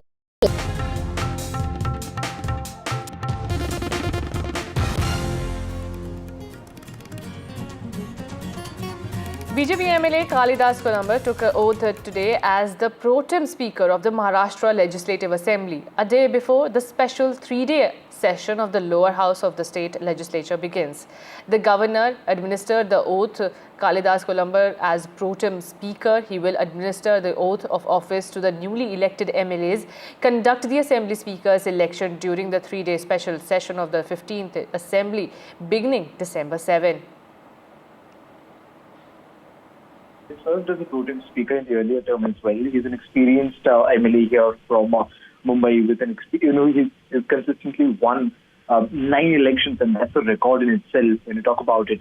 But now it's a formality that has been fulfilled by the Bharatiya Janata Party, because in the next 3 days we are expecting the portfolio expansion to happen and other ministers to take oath. And on the 9th, that is on Monday, we'll see the speaker taking the oath, the speaker of Vidhan Sabha taking the oath. Yesterday, while speaking to the media, Devendra Fadnavis made it very clear that before the winter session, which is going to begin later this month, they want to have an idea or a clear idea on the majority of the important portfolios and, of course, have the speaker in place. And the process for that has officially started today with the appointment of the pro tem speaker in Kalidas Koyamkar. But when you talk about the party dynamics amongst the different Mahayuti partners, Shiv Sena and NCP Ajit factions, they both have started their internal meetings for the kind of approach they're going to have when it comes to choosing leaders amongst themselves or nominating them for becoming ministers. One fundamental change that we might see from last time around is that both Shiv Sena and NCP came with a set of leaders from their original parties, first 12 united NCP and Shiv Sena, which is why it became a sort of their responsibility to kind of do justice and give as many ministerial berths to the people who had come with them as possible. But this time around, because it was a pre-poll arrangement, all the three parties fought under the same leadership, and there are several other MLAs as well, which is why we can see several fresh faces from both the parties, that is Shiv Sena and NCP. Now shifting our attention to Bengaluru, where residents may soon face a hike in Kaveri water tariffs as the state government moves forward with plans to revise the tariff structure. Amid severe water crisis, Bengaluru likely to hike tariffs soon. The proposed increase aims to address the growing demands on the city's water supply and ensure sustainable operations of the Bengaluru Water Supply and Sewage Board. With demand surging in Bengaluru and in the agriculture sector, the Bengaluru Electricity Supply Company has also proposed a tariff hike of 67 paise per unit for the next financial year in its multi-year tariff application filed before the Karnataka Electricity Regulatory Commission. The power utility has also proposed a steep tariff hike of 75 paise per unit for 2026 to 27 and 91 paise hike for 2027 to 28. Now the BJP is calling it a loot while the Congress government defends its move, saying that they have to pay the dues. Sample the reactions coming in. It is a routine process. What they will do, the ESCOMs, they will put a proposal to KERC, Electricity Regulatory Control. And they will call all the stakeholders, they'll discuss and they'll finalize. And for the industry, that we are reducing to 5 rupees per unit. And so we are reducing it and we are giving 200 up to 200 units free the thing. And so the common man won't be affected. You have to go for loan. If we go for 6 days, to see that Bangalore will have a better water. If you want to go loan, all those companies, trackers, international companies, Zeka is also looking at what is how you are going to pay, what is the large asking. We are just examining the issue. I cannot tell that right now, but my officers are examining this.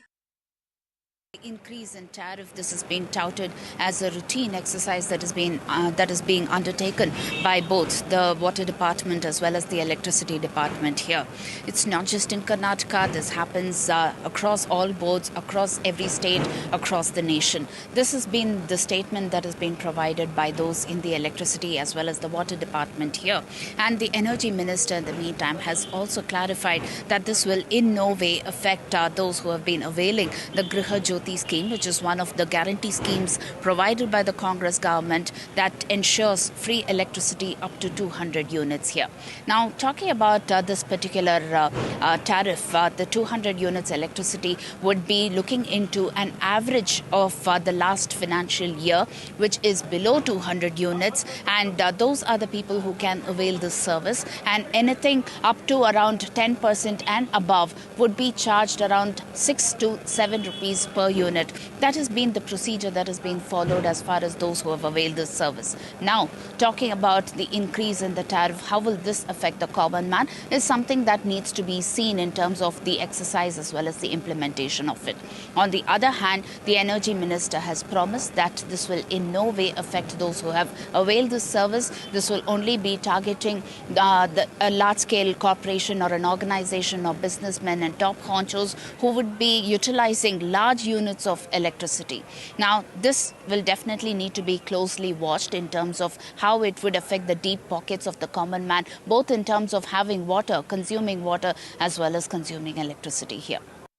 There involved in deep-rooted corruption, right from the chief ministers to all his cabinet colleagues are involved in deep-rooted corruption, looting the public. And once they're looting the public, the exchequer is empty. They're not even able to provide basic governance. So again, they're burdening the common man. Already they've increased the prices of petrol and diesel, stamp duty. Now they're wanting to increase the electricity prices. It is not surprising that this is such an anti-people government found by the Congress. And they're only justifying giving various reasons. But at the end of the day, we have to be very clear that governance has taken a big hit in the state of Karnataka due to the failure of this Congress government to plan properly. And of course, corruption is in the DNA of Congress. So therefore, the coffers are running dry only because of corruption. And only to ensure to collect the money from people, they're doing this. I don't think we should be debating this because all of us are aware. The entire country is aware that how Congress is looting the public.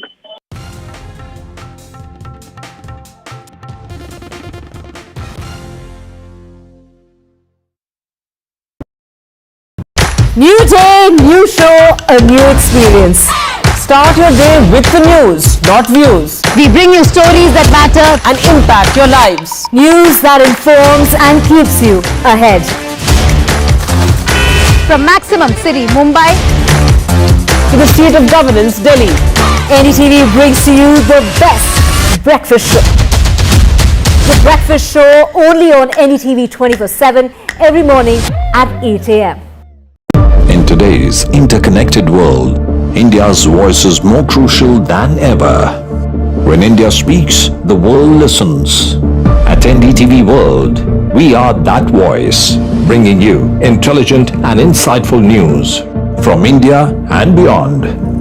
From geopolitics and diplomacy to economic shifts, migrations, tech disruptions, and the stories of our diaspora. We cover the news that shapes our global future. NDTV World, your new home for global news is here.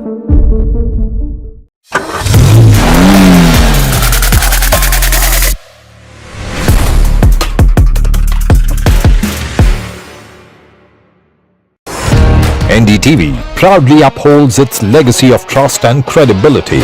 According to the prestigious Reuters Institute's Digital News Report 2024, NDTV is the top-most news platform in the country. Number one in both online and offline reach in India. Beating all its competition, NDTV stands for trust. It's a web of frauds, calls, luring emails, threatening messages. Cyber frauds have cast their net wide and everyone is at risk.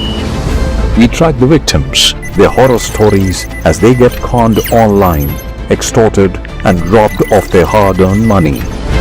How to identify a cyber fraud and how to stay cyber safe. What are your options? Fraud.con, NDTV initiative for cyber safety. Only on NDTV 24/7.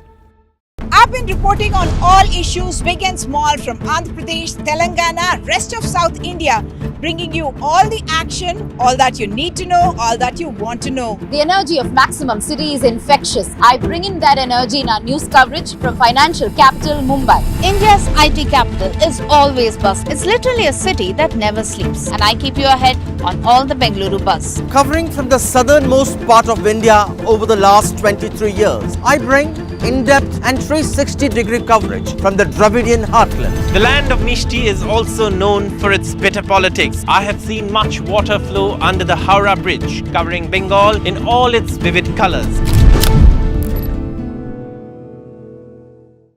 New day, new show, a new experience. Start your day with the news, not views. We bring you stories that matter and impact your lives. News that informs and keeps you ahead. From Maximum City, Mumbai, to the seat of governance, Delhi, NDTV brings to you the best breakfast show. The breakfast show only on NDTV 24/7 every.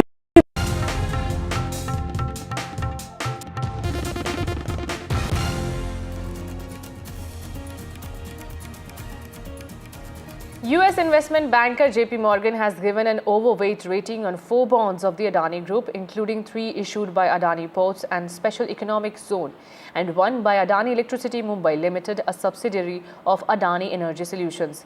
The ability to scale and grow using internal cash flows in the case of Adani Ports gives us strong comfort on the intrinsic equity value of such a business, which in turn reduces the scope for credit stress. This is what the JP Morgan report says. Under the risks section, it said that Adani bonds could do well than anticipated if there is a quick resolution to the allegations made against it.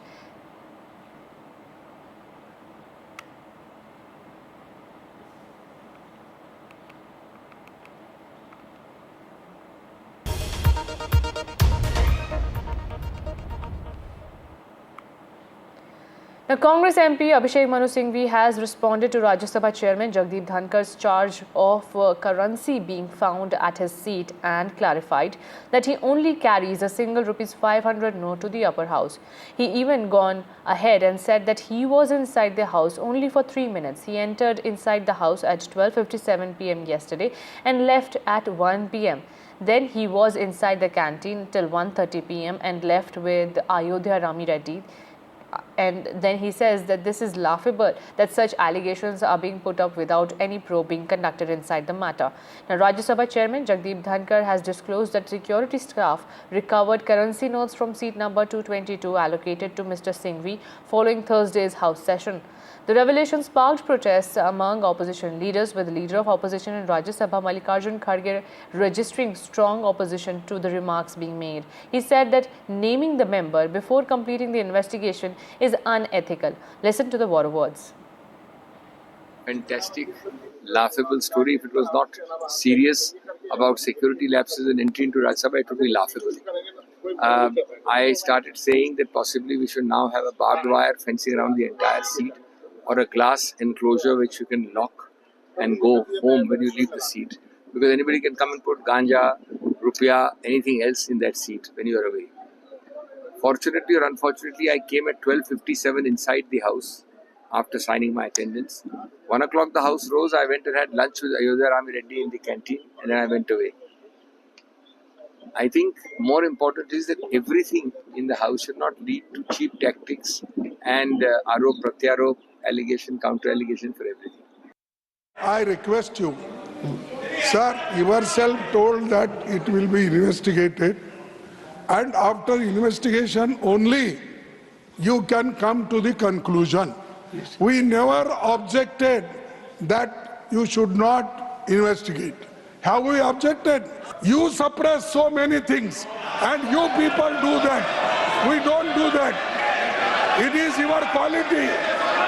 It is your quality. I hereby inform that during the routine anti-sabotage check of the chamber after the adjournment of the House yesterday, apparently a wad of currency notes was recovered by the security officials from seat number. And now let's cut across to NDTV's Indian of the Year.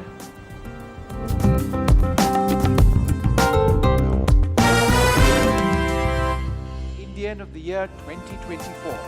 Now, since its inception in 2003, this platform has stood as a shining beacon of recognition, celebrating individuals, celebrating institutions that embody the very spirit of India.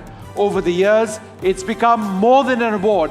It is a tribute to those who've contributed meaningfully to the idea and the identity of our nation, our India. नमस्कार आप सबको और एक बार फिर से बहुत स्वागत है NDTV Indian of the year. ये हिंदुस्तान की उस बेशुमार हुनर का जश्न है, उस एक्सीलेंस को सलाम करने का मंच है जो हम सब के लिए एक प्रेरणा है।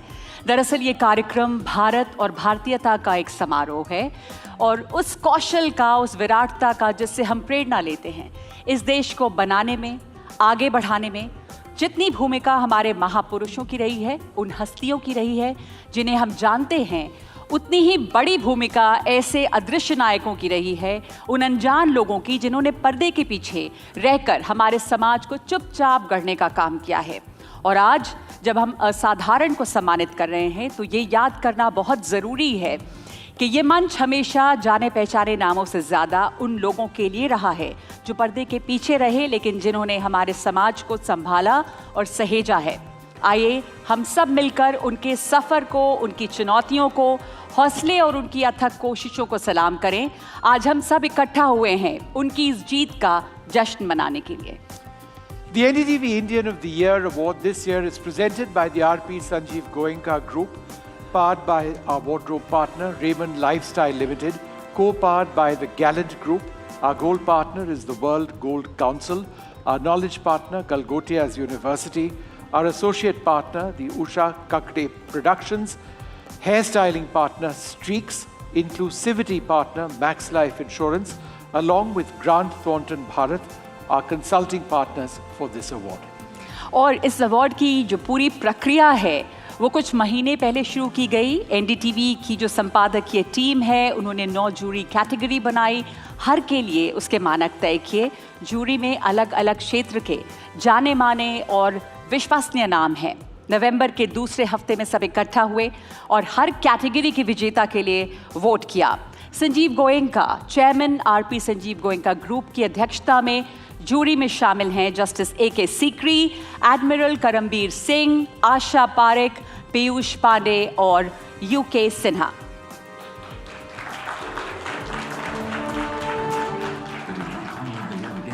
When we gather to celebrate the NDTV Indian of the Year. In this edition for the year 2024, 6 eminent personalities from different walks of life came together to select the winners. Sanjeev Goenka, Chairman RP Sanjeev Goenka Group, led the jury as its chair. The other jury members were advertising legend Piyush Pandey, former Chief of Naval Staff Admiral Karambir Singh, Justice AK Sikri, former Judge Supreme Court of India, UK Sinha, former Chairman SEBI, and actor and film director Asha Parekh. The proceedings that went on for hours saw a rich debate between the jurors as they chose the best candidates in 9 categories.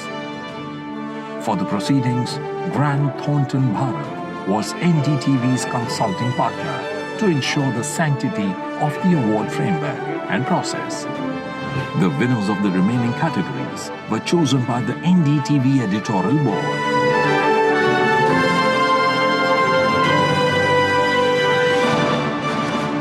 So a round of applause for our eminent jury, ladies and gentlemen. Thank you very much. It is now our great pleasure to invite on stage Mr. Sanjay Pogalia, Editor-in-Chief of the NDTV Network. Sanjay ji. Sanjay.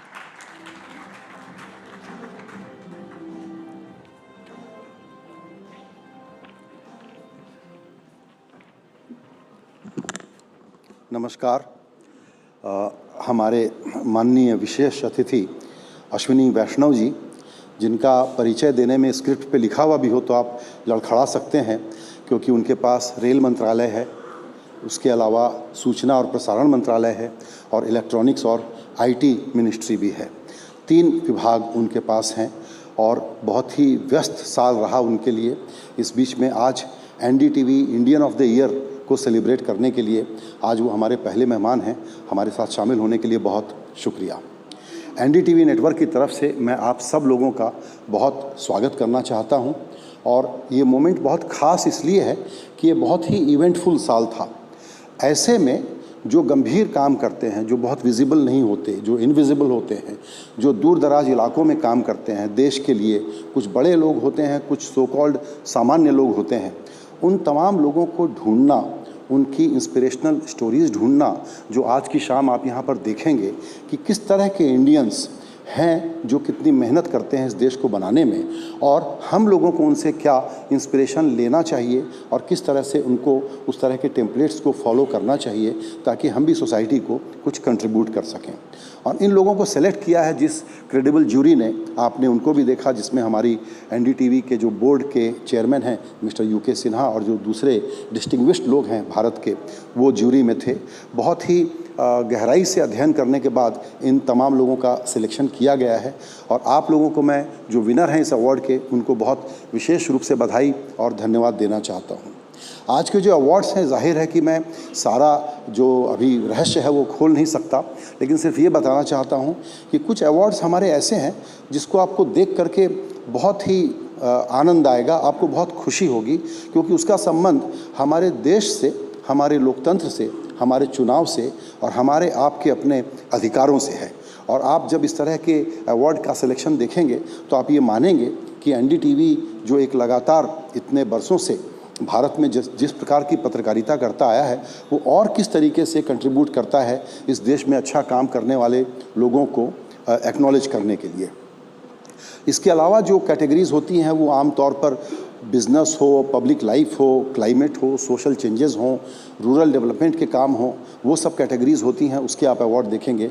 लेकिन एक ख़ास award है जिसका मैं इतना ही teaser दे करके छोड़ना चाहता हूं, जिसको देख करके आप लोगों को लगेगा कि वास्तव में भारत में किस तरह का काम हो रहा है और NDTV उन चीज़ों को रिकॉग्नाइज़ करने में किस तरह की भूमिका निभा रहा है। एक तरीके से आप कह सकते हैं NDTV Indian of the year एक ऐसा अवार्ड है जिसको हमको देने में भी बहुत उत्सुकता रहती है, और जिनको मिलना चाहिए और जिनको जो लेते हैं उनको भी इसका एक इंतज़ार रहता है। मैं ये भी कह सकता हूँ कि जैसे सरकार का एक अवार्ड होता है पद्मश्री का, उसी तरीके से NDTV Indian of the year जो है वो प्राइवेट सेक्टर का पद्मा अवार्ड जैसा ही हो चुका है। मैं ज़्यादा वक्त नहीं लूँगा आपका, फिर से एक बार बताना चाहूँगा कि मिस्टर वैष्णव जो हैं वो अभी व्यस्त कार्यक्रम से जो आए हैं, मैं कह सकता हूँ कि वो election observer of the year भी हैं। महाराष्ट्र की जीत ऐसी है कि उसका एनालिसिस और रिसर्च करने में पॉलिटिकल और चुनावी पंडितों को बहुत वक्त लगेगा, और पूरी टीम तो थी ही, लेकिन भूपेंद्र जी और अश्विनी जी ये दोनों मिल करके वहाँ चुपचाप काम कर रहे थे। कोई इंटरव्यू वगैरह लेने की हमने कोशिश की, वो भी हमको नहीं मिला। इस प्रकार की चुप्पी के साथ ये लोग काम कर रहे थे, और उस चुनाव की जीत के लिए मैं आपको विशेष रूप से पब्लिकली बधाई देना चाहता हूँ। Thank you so very much. और अब आग्रह है कि मिस्टर वैष्णव स्टेज पे आए।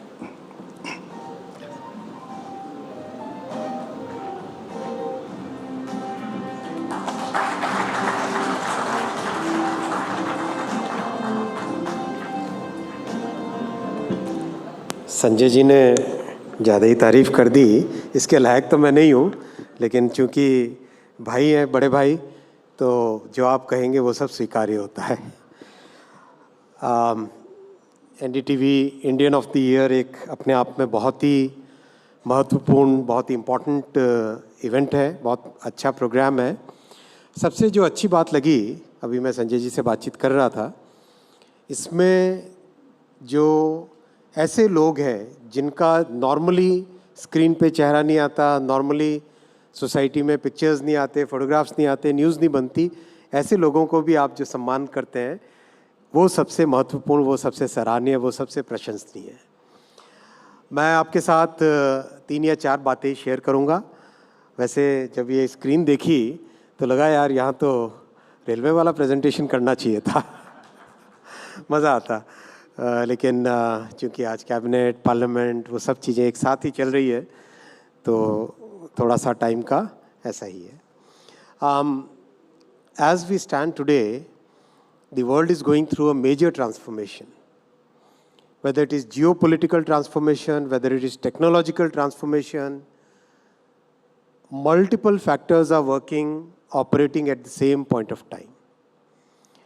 आज हम देखें अगर वेस्टर्न वर्ल्ड को, रिच कंट्रीज़ को, कोविड और कोविड से पहले जो ग्रेट फाइनेंशियल क्राइसिस आया था, GFR, जिसको हम GFR भी कहते हैं, ग्रेट फाइनेंशियल रिसेशन भी कहते हैं, ऑफ 2008, उस टाइम में वेस्टर्न वर्ल्ड ने अपनी फाइनेंशियल कंडीशन को सुधारने के लिए बहुत बड़े डेट्स अपने बैलेंस शीट्स पे लिए।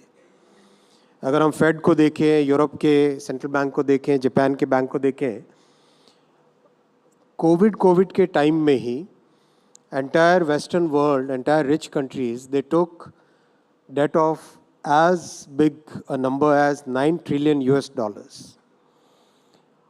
That kind of debt on the balance sheet of any region, any country, any central bank is something which is unprecedented in the history of human beings. अगर हम टेक्नोलॉजिकल साइड में देखें, AI has today become a mainstream thing. It's practically impacting every aspect of our human life. Whether it is work life, whether it is entertainment, whether it is media, every part of our life is getting affected, impacted positively or negatively by AI. अगर हम geopolitical shifts की बात करें, तो as the economic gravity, center of gravity shifts towards Asia, that also generates lots of friction among the countries which have been the leaders, economic leaders, financial leaders for almost a century or more than a century. So इन सब factors को अगर एक साथ देखें तो दुनिया एक तरीके से उथल पुथल में, दो वॉर हम देख ही रहे हैं, साथ ही साथ चल रहे हैं, सप्लाई चेन डिसरप्शन हमने देखा, कोविड का पैंडमिक के कारण डिसरप्शंस देखे। इन सब चीज़ों के बीच में अगर आज एक कंट्री है जिस पे दुनिया को होप है, वो है भारत, वो है इंडिया। और ये एक कोइंसिडेंस नहीं है कि आज हम एक अच्छी सस्टेन्ड 6 to 8% ग्रोथ रेट पे चल रहे हैं। इसके पीछे प्रधानमंत्री श्री नरेंद्र मोदी जी की एक सोची समझी थॉट प्रोसेस है, एक क्लियरली लेड आउट प्लान है, जिसके कारण आज हम बहुत ही कंसिस्टेंट ग्रोथ, 6 to 8% ग्रोथ और मॉडरेट इन्फ्लेशन के साथ आगे बढ़ रहे हैं। अगर हम इस ग्रोथ को एनालाइज करें तो अगर हम देखेंगे पूरी दुनिया जहाँ पे उथल पुथल में है, कई तरह के टेंशन्स हैं, जियोपॉलिटिकल शिफ्ट्स हैं, ऐसे में भारत के ऊपर होप है। और बहुत लोग, जैसे IMF कहता है India is the only bright spot, इस तरह की जो बातें, इस तरह के जो स्टेटमेंट्स हम देखते हैं, उसके पीछे 4 बड़े फैक्टर्स हैं। मोदी जी की इकोनॉमिक थिंकिंग और social thinking, political strategy 4 pillars पे है। फर्स्ट पिलर उन्होंने रखा massive investments, public investments in social, physical and digital infrastructure. Second pillar उन्होंने रखा big focus on manufacturing and innovation. Third pillar उन्होंने रखा भारत की डाइवर्सिटी और स्पेशली इनकम डाइवर्सिटी को देखते हुए बहुत बड़ा फोकस रखा इंक्लूसिव ग्रोथ पे। और फोर्थ पिलर है सिंप्लीफिकेशन का। इन 4 पिलर्स पे ये ग्रोथ की स्टोरी अभी बरकरार है, कायम है और बहुत कंसिस्टेंटली ग्रो करेगा।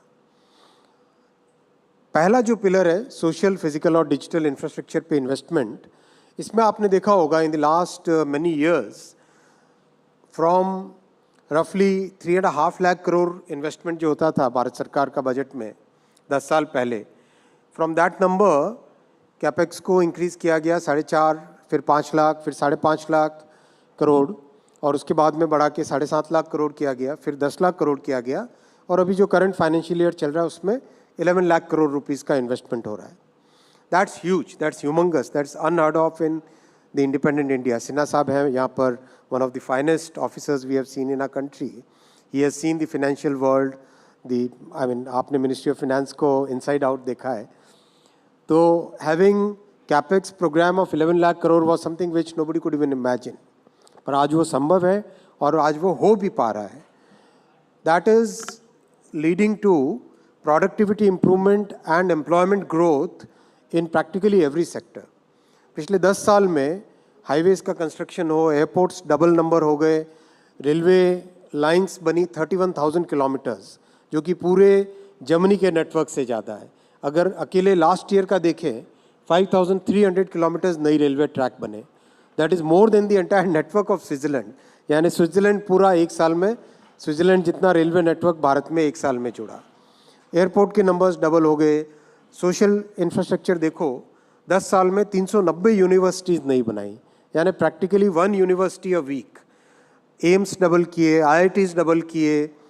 हर एक फैक्टर में अगर हम डिजिटल इंफ्रास्ट्रक्चर की बात करें तो कोई सोच भी नहीं सकता था कि एक छोटे से छोटा रेडी पटरी वाला भी अपने मोबाइल फ़ोन से ई पेमेंट करता है।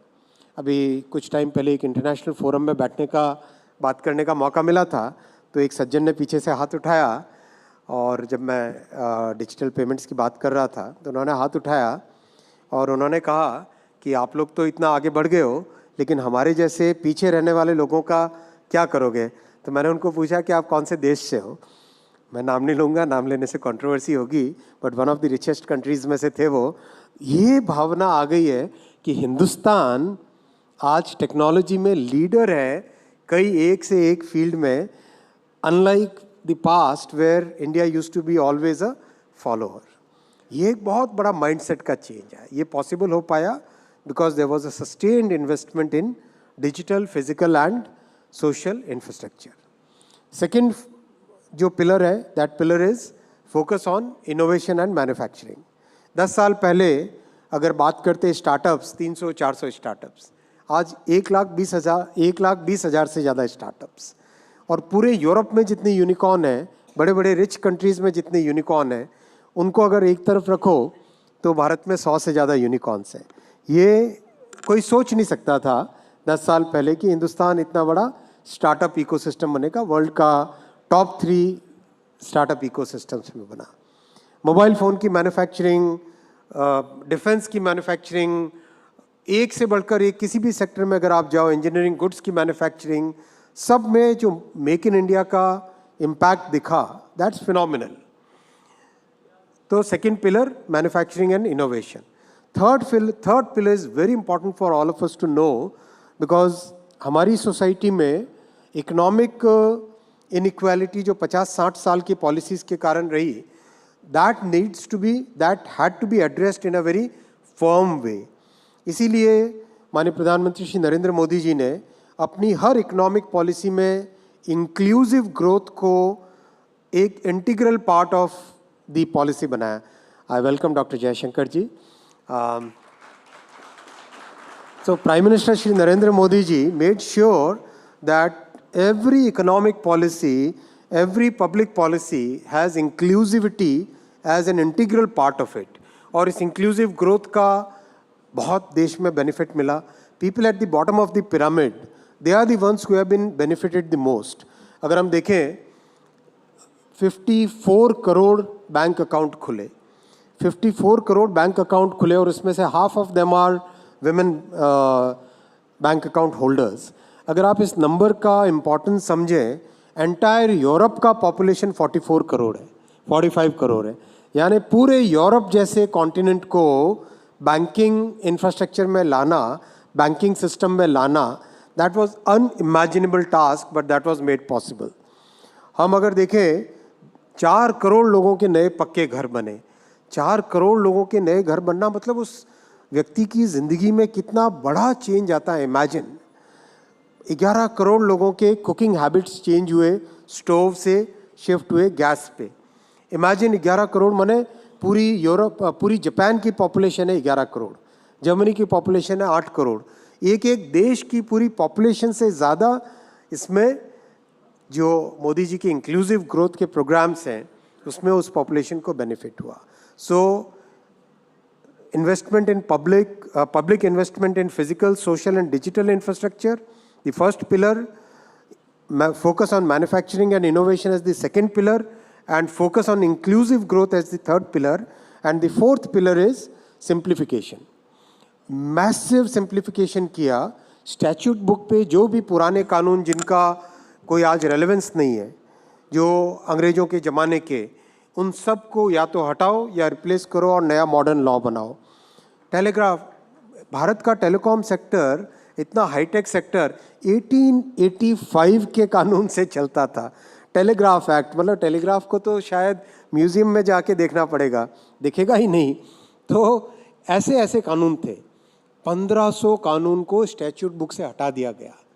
1500 laws have been removed from the statute book. पुराने पुराने कानून, मैरीटाइम के, एक ऐसे ऐसे कानून जो कि जिसकी कोई रेलेवेंस नहीं, उनको फिनिश किया, नए कानून बनाए और अभी भी बनते जा रहे हैं। लगातार ये प्रोसेस है। सिंप्लीफिकेशन में कंप्लायंस रिडक्शन के लिए ऐसे ऐसे सिस्टम्स बनाए। मैं आपको एक एग्जांपल देता हूँ। टेलीकॉम टावर लगाने के लिए ऑन एन एवरेज टाइम लगता था 217 डेज, 200 दिन से ज़्यादा लगता था एक टेलीकॉम टावर की परमिशन लेने के लिए। मोदी जी ने सितंबर 21 में सिंप्लीफिकेशन का ऐसा रिफॉर्म लेके आए, आज एवरेज टाइम लगता है 7 डेज टेलीकॉम टावर को लेने वाले परमिशन में, और उसमें भी 89% ऐसे हैं कि आप एंटर बटन दबाते हो और सीधा आपके सामने परमिशन आ जाती है। 89% में 0 टाइम लगता है। एक के बाद याद करो, जो रेलवे के साथ जुड़े हुए हो, 10 साल पहले अगर कोई आपको रेलवे टर्मिनल बनाना हो और उसको रेलवे नेटवर्क के साथ जोड़ना हो, कम से कम 6 साल लगेंगे। माननीय दिनेश त्रिवेदी जी हैं यहाँ पर, आपने भी रेलवे की जिम्मेदारी संभाली है, तो आप जानते हैं कितना डिफ़िकल्ट सी ब्यूरोक्रेसी थी। और मोदी जी ने ऐसे ऐसे रिफॉर्म्स किए। अभी हाल ही में एक टर्मिनल शायद 11 महीने पहले परमिशन के लिए अप्लाई किया था और अभी मेरे पास आए कि इसका इनॉग्रेशन के लिए चलना है। मतलब 11 महीने में परमिशन मिलके कंस्ट्रक्शन कंप्लीट करना और इनॉग्रेशन के लिए। ये पेस है आज काम करने की, ये स्केल है और ये स्कोप है जिस स्कोप में मोदी जी का काम चल रहा है। और बहुत ही फोकस्ड वे में सोसाइटी के हर सेक्शन के लिए, समाज के हर वर्ग के लिए और हर इनकम ग्रुप के लिए, और विशेषकर जो गरीब हैं, जो मिडिल क्लास है, उनके लिए मोदी जी का बहुत बड़ा फोकस है। और इसी के कारण we are seeing a very consistent growth. We can say with very high degree of confidence that India is going to continue to grow at 6 to 8% real growth, 10 to 14% nominal growth, and a very moderate inflation for the coming 5 years. And that's the reason, that is the confidence, that is the change which has happened in people's lives, कि जहाँ दुनिया भर में anti incumbency हो रही है, जहाँ पे लोग सरकारों को बदल रहे हैं, इतनी बड़ी डेमोक्रेसी में, इतनी वाइब्रेंट, इतनी वोकल डेमोक्रेसी में 60 साल के बाद में पहली बार किसी सरकार को तीसरी बार चुना गया और पहली बार कोई प्राइम मिनिस्टर तीसरी बार चुन के आए। क्यों? क्योंकि लोगों ने अपने जीवन में एक सच्चा बदलाव देखा, लोगों ने अपने जीवन में एक पक्का ट्रांसफॉर्मेटिव चेंज देखा। वो चेंज, वो feeling Indian of the year award में आएगी आज। और आई truly respect, I truly appreciate the work being done by NDTV. Thank you so much for recognizing the people who are working on the ground, people who are working behind the scenes, who are not coming onto the screens, but really contributing to this growth story. Thank you very much.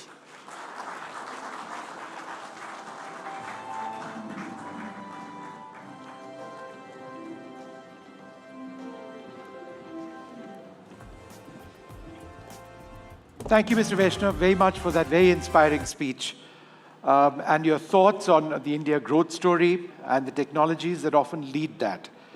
Our first category for today is Business Leader of the Year, and the nominees are Noel Tata, Chairperson of Tata Trusts; Roshni Nader Malhotra, Chairperson of HCL Technologies; Sunil Bharti Mittal, Founder and Chairperson of Bharti Enterprises; Sandeep Bakshi, CEO of ICICI Bank; and C.S. Sethi, Chairman of the State Bank of India. तो इस category में विजेता का ऐलान करने के लिए और विजेता को सम्मानित करने के लिए मैं एक बार फिर निमंत्रण करूंगी श्री अश्विनी वैष्णव जी से। Shri Ashwini Vaishnaw, the honourable union minister for railways, information and broadcasting and electronics and IT, और साथ ही श्री UK सिन्हा जो हमारे जूरी के सदस्य हैं और सेबी के पूर्व चेयरमैन, आमंत्रित करती हूँ स्टेज पर।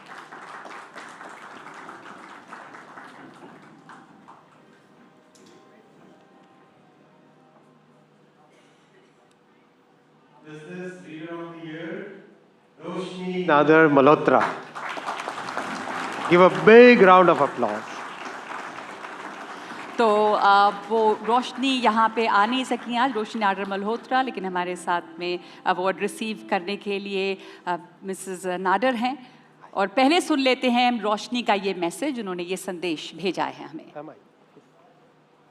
Thank you so much to NDTV and the esteemed jury for this incredible recognition. It's truly humbling. I received this on behalf of HCL Tech, our management, our leadership, our board, our incredible 220,000 entrepreneurs. Thank you so much. Congratulations to all the winners today evening. I apologize I can't be there in person, but thank you to my mother for receiving it on my behalf. Again, thank you to NDTV, the jury, and this is truly humbling. Well, Roshni Nader Malhotra's dynamic leadership has made HCL a truly remarkable organization in innovation, growth, and customer satisfaction. That makes her the NDTV Business Leader of the Year 2024. Mrs. Nader, I had one quick question to ask you. The HCL growth story has been so remarkable. The solutions that HCL offers in India and around the world have been so much a part of the India growth story. But how have social initiatives been at the core of what HCL believes in and what Roshni herself participates in very actively? HCL as an organization is built with a lot of social commitments in terms of education. And so Roshni is very involved with the Vidya Gyan program, which is for school education. And of course, her husband Shikhar is involved with the university program. I'm involved with the art program. So all of us have our philanthropic aspects that we follow quite assiduously. This all stems from Shiv's, it stems from Shiv. I think his mother asked him what he was going to do at a certain point, and she said, you must return to society. So thank you so much. Very much. Thank you. Thank you so much. Thank you very much. Mrs. Nader. I'd like to thank the jury for giving this award to Roshni. I'm sorry she's not here to receive it personally, but I hope I've done enough to receive it on her behalf. We are delighted, ma'am. Thank you so much. And I would like to request the Honorable Minister to please stay on the stage with us. Thank you, Mrs. Nader. Thank you. So, thank you so much. So now we move over to our next category, Climate Impact of the Year, and the nominees are Environmentalist Jaydhar Gupta, or Vijay Dhasmana, Sustainability Champion and Waste Warrior, Mr. Subramaniam, Agricultural Scientist Swati Nayak, and Climate Scientist Roxy Matthew Cole.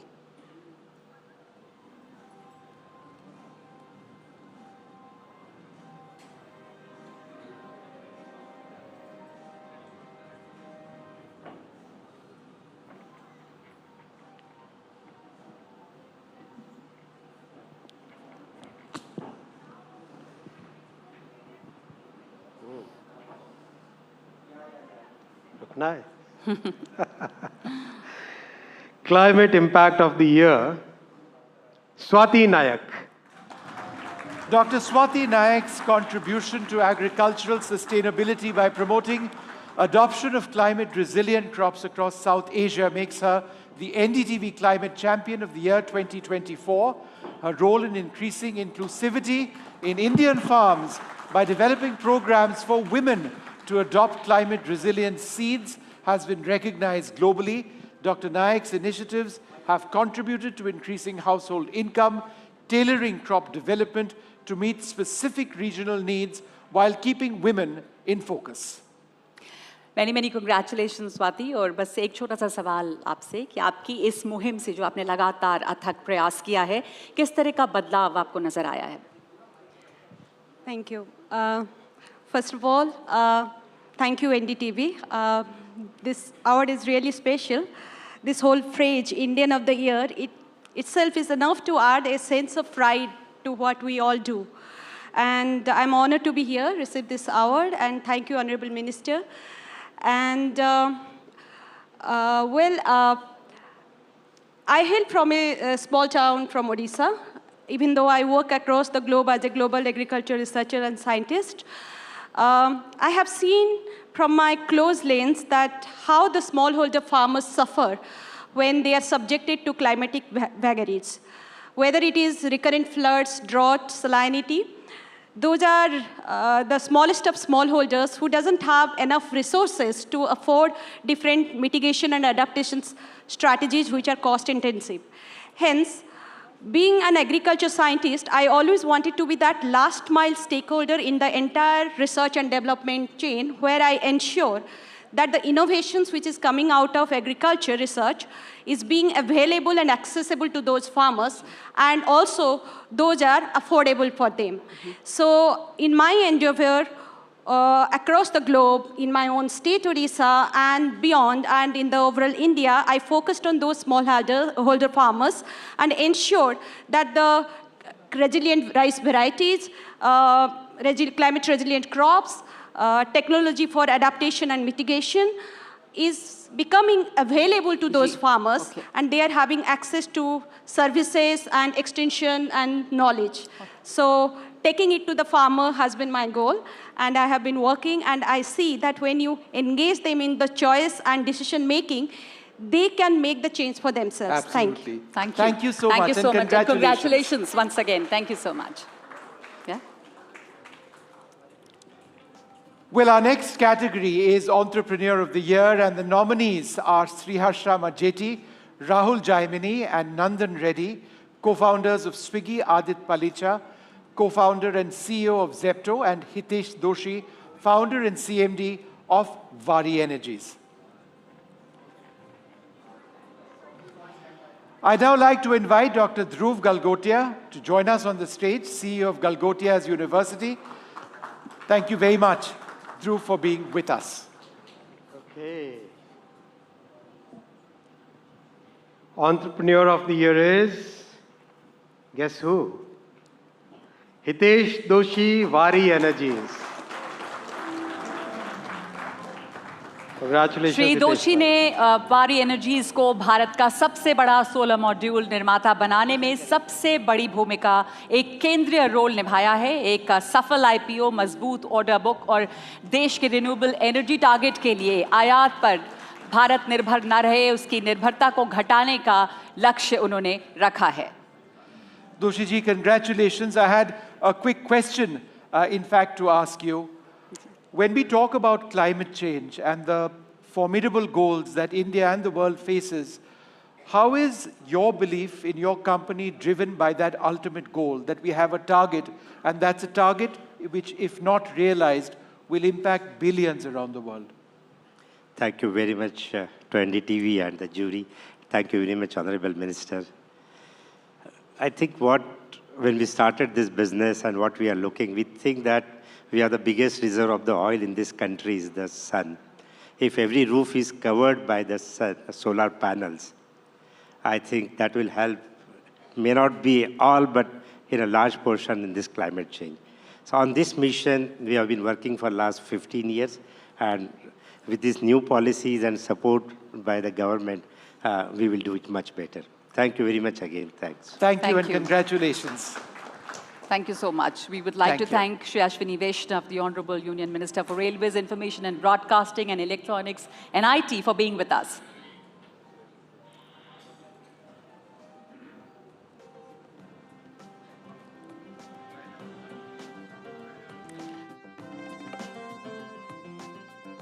आपको बता दें कि अगली category क्या है। हमारी अगली category है इंडिया फर्स्ट, यानी एक ऐसा अवार्ड जो ऐसे व्यक्तियों की पहचान करके उन्हें सम्मानित करता है जो हमेशा देश सर्वप्रथम रखते हैं। व्यक्ति से पहले देश हित, बिना निज हित की परवाह किए निस्वार्थ भारत का हित आगे रखा, विश्व में भारत के आगे बढ़ने की राह बनाते हुए नागरिकों के लिए बेहतर भविष्य बनाने का प्रयास किया। I would like to invite on stage Sanjay Pogalia, Editor-in-Chief of the NDTV network. So, Sanjay Pogalia will be here with us shortly. Vishnu, this is a very special category of awards, and very soon we would like to have the winner up, but just want to thank you all and congratulate the winners once again. आपको बधाई और इस अगली category के लिए बस ज़रा सा इंतज़ार और हम अपनी अगली कैटेगरी में आगे बढ़ेंगे। All right, we'll just wait for Sanjay for a moment, but once again, thank you all very much for being with us. It's going to be an exciting day for us. And we've got Sanjay back, rushing to the stage. Sanjay, you're up on stage. Your cue is now. All right, the envelope coming up for Sanjay Pugalia. And if Sanjay ji, you can just read that out for us.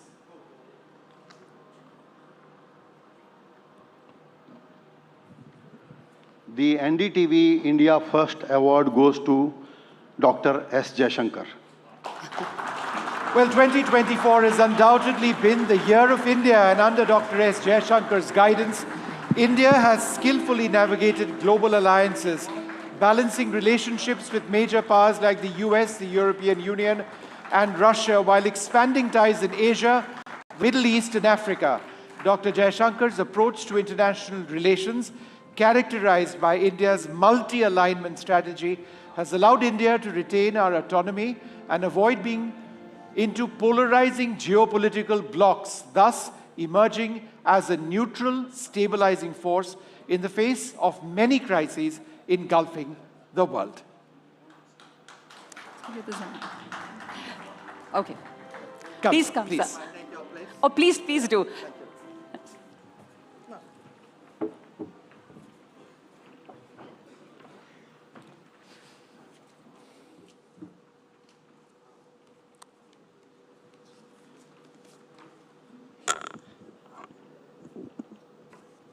First of all, let me thank NDTV and all of you present here for this great honor. And I want to say I truly value this appreciation. But I also want to say that at the end of the day, we are all creatures of our times. And this is a good moment to be the External Affairs Minister of India. So a lot of the credit, I believe, should go to our times, to the country where it is today. And I want to share with you in a way why it is a good moment to be the EAM of the country. I think the first reason is very honestly the nature of the government of which I'm a member. As most of you know, I have worked all my life in governments, for many governments. So I've had an opportunity to assess them increasingly from close quarters. But today, when we have a Prime Minister with such a strong commitment to modernizing India, who's prepared to do the reforms we should, not just the reforms we must.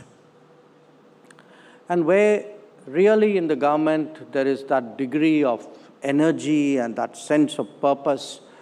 And I can tell you almost in a way every week when the cabinet meets, if you look at the decisions which are taken, the policy implications that they have, it's really an extraordinary period in our national life. And for me, it is a great privilege to participate in it because it is very much a team effort. It's a very integrated way of working. And I would say again, as someone, who's in a way a kind of relatively a specialist in their domain, for me, this period has been a period of great learning as well. The second reason why it's a good time is actually because the external and the domestic, this dynamic has become much closer today than it has ever been before. Yesterday, I was attending a book release event, and one of the speakers said something which caught my attention. They said that when we started our economic reforms in 1992, 91, 92, we were a $250 billion economy with a trade of $40 billion. Today, we are a $4 trillion economy with a trade of $800 billion. So think about it. I'm throwing these numbers at you because it's a way of measuring how much more today we are dealing with the world, how much more the world matters to us, how much more we matter to the world. And this process, in many ways, I gave you a GDP and a trade number, but if you look at investments of Indians abroad, investments of foreigners in India, if you look at mobility, how many more of us travel abroad, how much more frequently we travel abroad, how many people work abroad, the fact that we have more than 1 million students abroad, the fact that we have 9 million people living and working in the Gulf.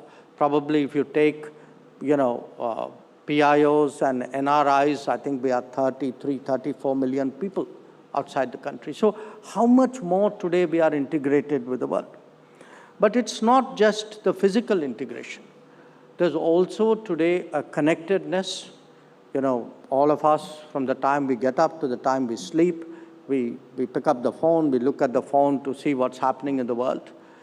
And the resulting awareness, the resulting sense of empathy or affinity or concern for something which is happening elsewhere, and understanding something happening somewhere can impact our lives. I think all of this today has actually profoundly changed the country, it has changed the society. And what it has done, in many ways, it has actually made foreign policy much more relevant to Indian society. So I could say in some ways, not as a personal testimonial, but as a description of the times today, that I have the privilege of being a foreign minister who can travel around India and find in the remotest parts of India an interest in foreign policy, which probably was not there even 5-10 years ago. A third reason is India itself. I think we are far more ambitious. We are far more aspirational. I came in at the tail end of my colleague Ashwini ji's remarks. And, some of what I heard him say, that itself should tell us really how much, what are the times that we live in. This is no longer an era where people are satisfied with the basics. This is not their expectation. This is not the limit of their expectation of the government anymore. That what in a way the digital public infrastructure has done, the implications it has had, not just for governance, for our ability to deliver benefits. That what he spoke about, the food and nutrition support, the health facilities we give, the houses we give, and these are the citizens' entitlements, except they were the citizens' dreams at one point of time.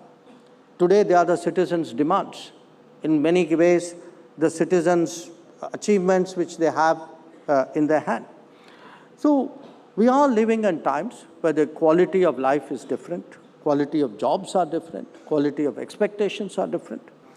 And if we look at our own conversations, you look at the national conversation, we are today talking increasingly seriously about Make in India, about being Atmanirbhar Bharat. We are aspiring to a Viksit Bharat. It's not an aspiration we would have had 5-10 years ago. Or, in fact, if one looks even at the achievements which give these aspirations credibility, this is today a kind of a can-do generation, a generation that has done the Chandrayaan, a generation which, was probably the most efficient producer and inventor of vaccines during COVID, which has produced its telecom technology. We talk of an India stack today, we talk of our own 5G technology. Or, as my colleague probably mentioned before I came in, a generation which today produces its own trains, Vande Bharat, of which we can be justifiably proud. Now, that's what's happening inside the country. But if you look outside the country, my particular responsibility. Again, if you look in terms of our ambition and aspiration, we are charting our own way. We have today, in a way, we are a co-inventor of the Quad. We are pushing a new connectivity initiative called IMEC through the Middle East. We were the progenitors of the International Solar Alliance, of a disaster resilient. So in a way, this is today a country of ideas. It is a country which is shaping global conversations. So that too is a reason why it's particularly fortunate to represent the country and to hold this responsibility. But I do want to say a few words also about our capability and our confidence. I spoke about the COVID. I can tell you as a person who travels around the world, probably, I think I can assert more than anybody else in this room, unless there's somebody from an air crew who happens to be here. But, much of the world still has not recovered from the COVID. Not just, it doesn't have to be countries in Africa and Latin America. I can tell you even parts of Europe have not recovered from the COVID.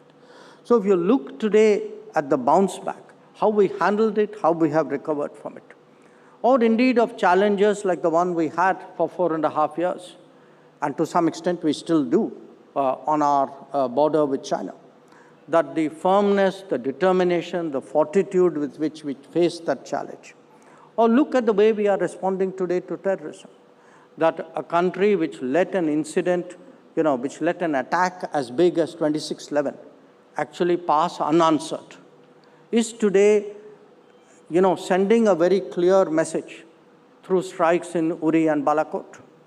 So whether it is a crisis or it may not be our crisis, it may be something for the world. One of our neighbors went through what was probably the deepest financial crisis in decades, which was Sri Lanka. And at the end of the day, more than the global institutions which were supposed to help that country, it was actually a neighbor like us who stepped forward of a scale of assistance which we ourselves would not have contemplated years ago. Or take the responsibility we shouldered just recently, the G20 responsibility. We actually took on that responsibility when the world was totally polarized, when people actually, frankly, sympathized with us, saying, I feel sorry for you, you're taking up the G20 at this juncture. Nobody expected us to pull it off, leave alone actually have achievements like bringing the African Union inside. So I do want to say today, yes, we are more aspirational, we are more ambitious, we are more capable, we are more, in a sense, confident. But most of all, we are an India that is more Bharat. That we can see today that in our country, in our 8th decade after independence, actually democracy has delivered. And when I say democracy has delivered, it just doesn't mean our elections are better than everybody else's. They are. But I mean, when you look at our politics, you look at our civil services, you look at our sports teams, you look at our journalists, we are today far more representative as a selection of people than we have ever been before. And that, to my mind, that the fact that in every walk of life, every part of India today has equality of opportunity. That success is not something which is elitist, which is not something which is metropolitan.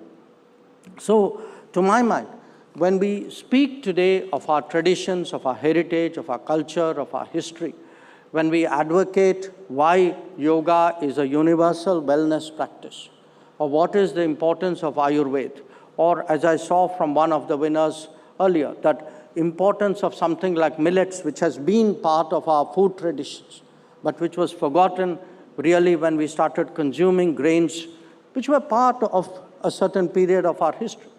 So we are today a country under transformation, but a country who are, in a way, both staying true to our tradition and yet using technology to look ahead in our future. So I held forth at some length. I hope you would excuse me for that. But I do want to share with you today what a privilege it is today to be a face of this country abroad. And I can tell you that the strength of what I articulate abroad, the confidence with which I speak abroad, all of that really emanates from the fact that I am empowered by what I see in this country. Once again, NDTV, thank you very much.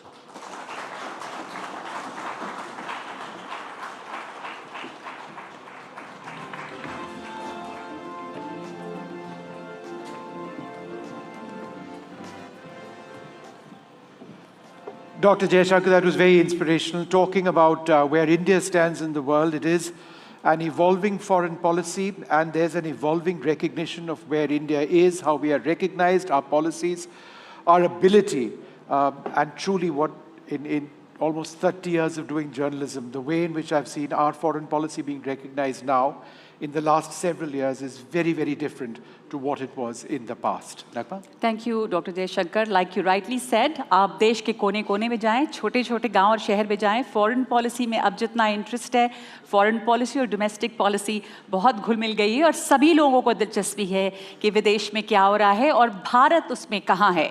दुनिया में जो हो रहा है उसमें भारत की क्या जगह है और आपने हमेशा विश्व पटल पे हर जगह पे भारत को सबसे पहले सर्वप्रथम रखा और आपने जैसा कहा कि ये ताकत आपको आती है इस बदलते हुए हिंदुस्तान से कि आपने वो आवाज़ ज़ोर शोर से सब जगह पे रखी है पूरे आत्मविश्वास के साथ। बहुत बहुत शुक्रिया आपका एक बार फिर से। Well, it's time to go across now to our colleague Osama Shab. He's in the audience for a couple of quick audience comments, and there's a lot more which is going to be coming up in the next little while. A lot of exciting people up here for the NDTV 2024 Indian of the Year Awards. Osama? Ladies and gentlemen, welcome to the Indian of the Year 2024. First of all, a huge round of applause for everyone who's sitting here. Let's get some energy in this room. I want you all to chant Indian of the Year, but you all obviously not going to say Indian of the Year. What we are going to say is IOY. With me on the count of three. 1, 2, 3. No. We need some more energy in this room. Louder, please. 1, 2, 3.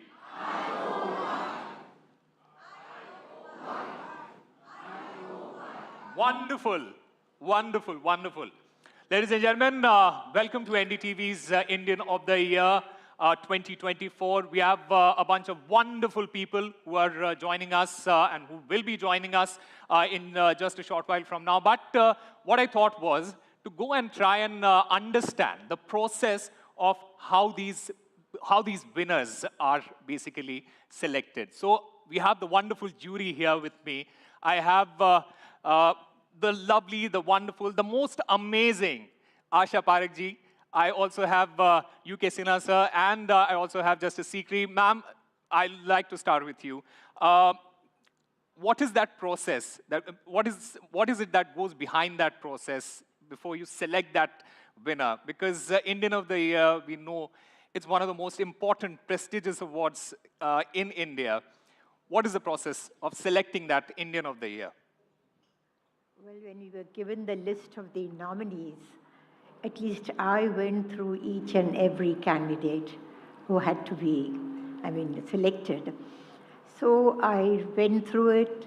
I went through once, twice, thrice. I put my head into it and tried to do my best and vote for the best. Lovely. Sir? Thank you. Actually, as you have said that I have been a judge for more than 20 years. As a judge, we have been judging every day so many things. But I found judging as a jury member on this occasion is altogether different from judging in the court. In the court, you have to... Which one is more difficult? This is more difficult. Okay. That is why I'm coming to. In the court, you have two sides. You have just to decide who is right, who is wrong. In our wisdom, on the basis of evidence produced before us, we decide that. We may be wrong in deciding, but the process is not that difficult. Here, the list of contestants of which we were given in each category, all are fabulous. It's not that one is right, one is wrong. We have to decide who is better or who is the best in that category. So that is why I said that this is much more difficult process. But the way the process was conceived with 5-6 members of the jury, and as it has already been said by Asha Parekh ji, that we were given the resume of everybody, what are the achievements, etc. And we went through that very carefully. Every member had equal say in the sense that this voting was done.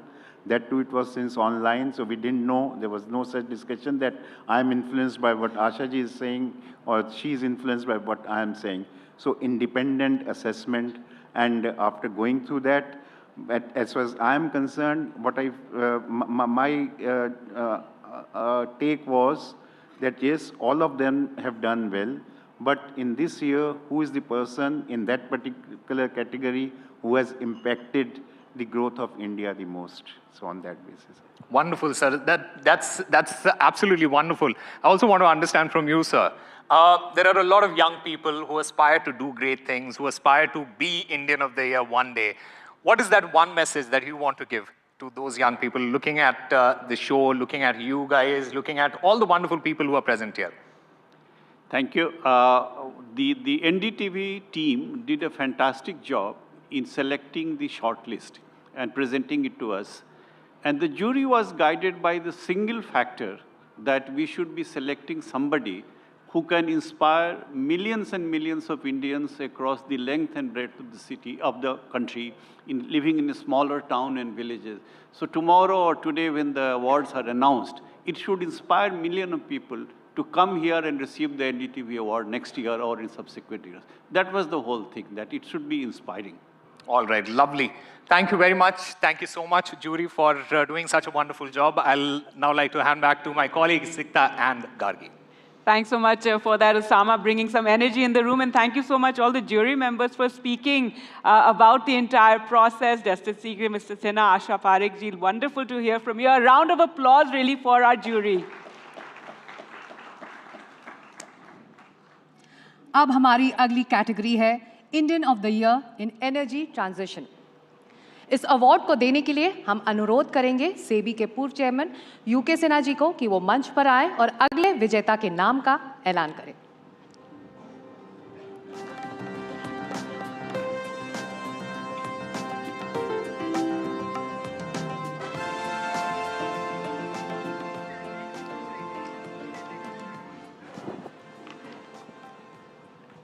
Energy Transition Indian of the Year, Vijay Murugesh Nirani.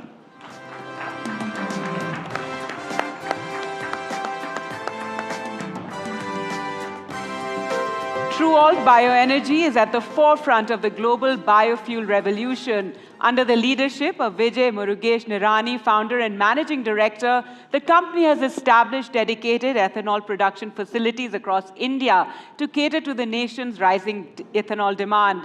Guided by sustainability as its core principle, TrueAlt has forged strategic partnerships that generate additional income for over 2 lakh farmers while ensuring zero waste in its operations.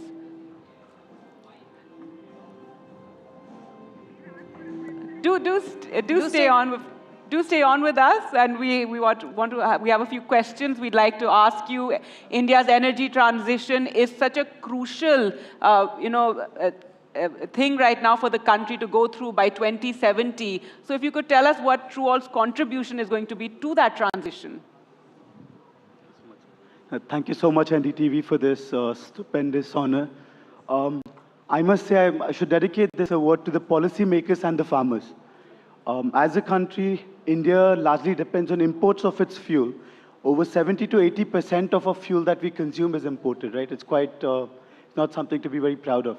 But I must say the policies that the recent government has launched, we achieved our 10-year target in less than 5 years. That's the ethanol blending program. This one policy alone helped the country save close to 1 lakh crores per annum in foreign exchange. It's tremendous the way the potentials we as a country hold, be it compressed biogas, be it sustainable aviation fuel, all of these new energy, be it green hydrogen, all of these new energies can be created using agricultural waste, using biomass, and this can catapult our country to a next level.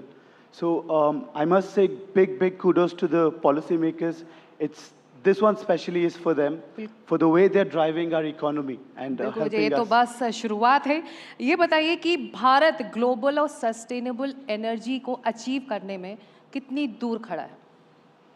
मेरे हिसाब से तो जैसे मैंने कहा madam, we have achieved our 10-year goal in less than 5 years.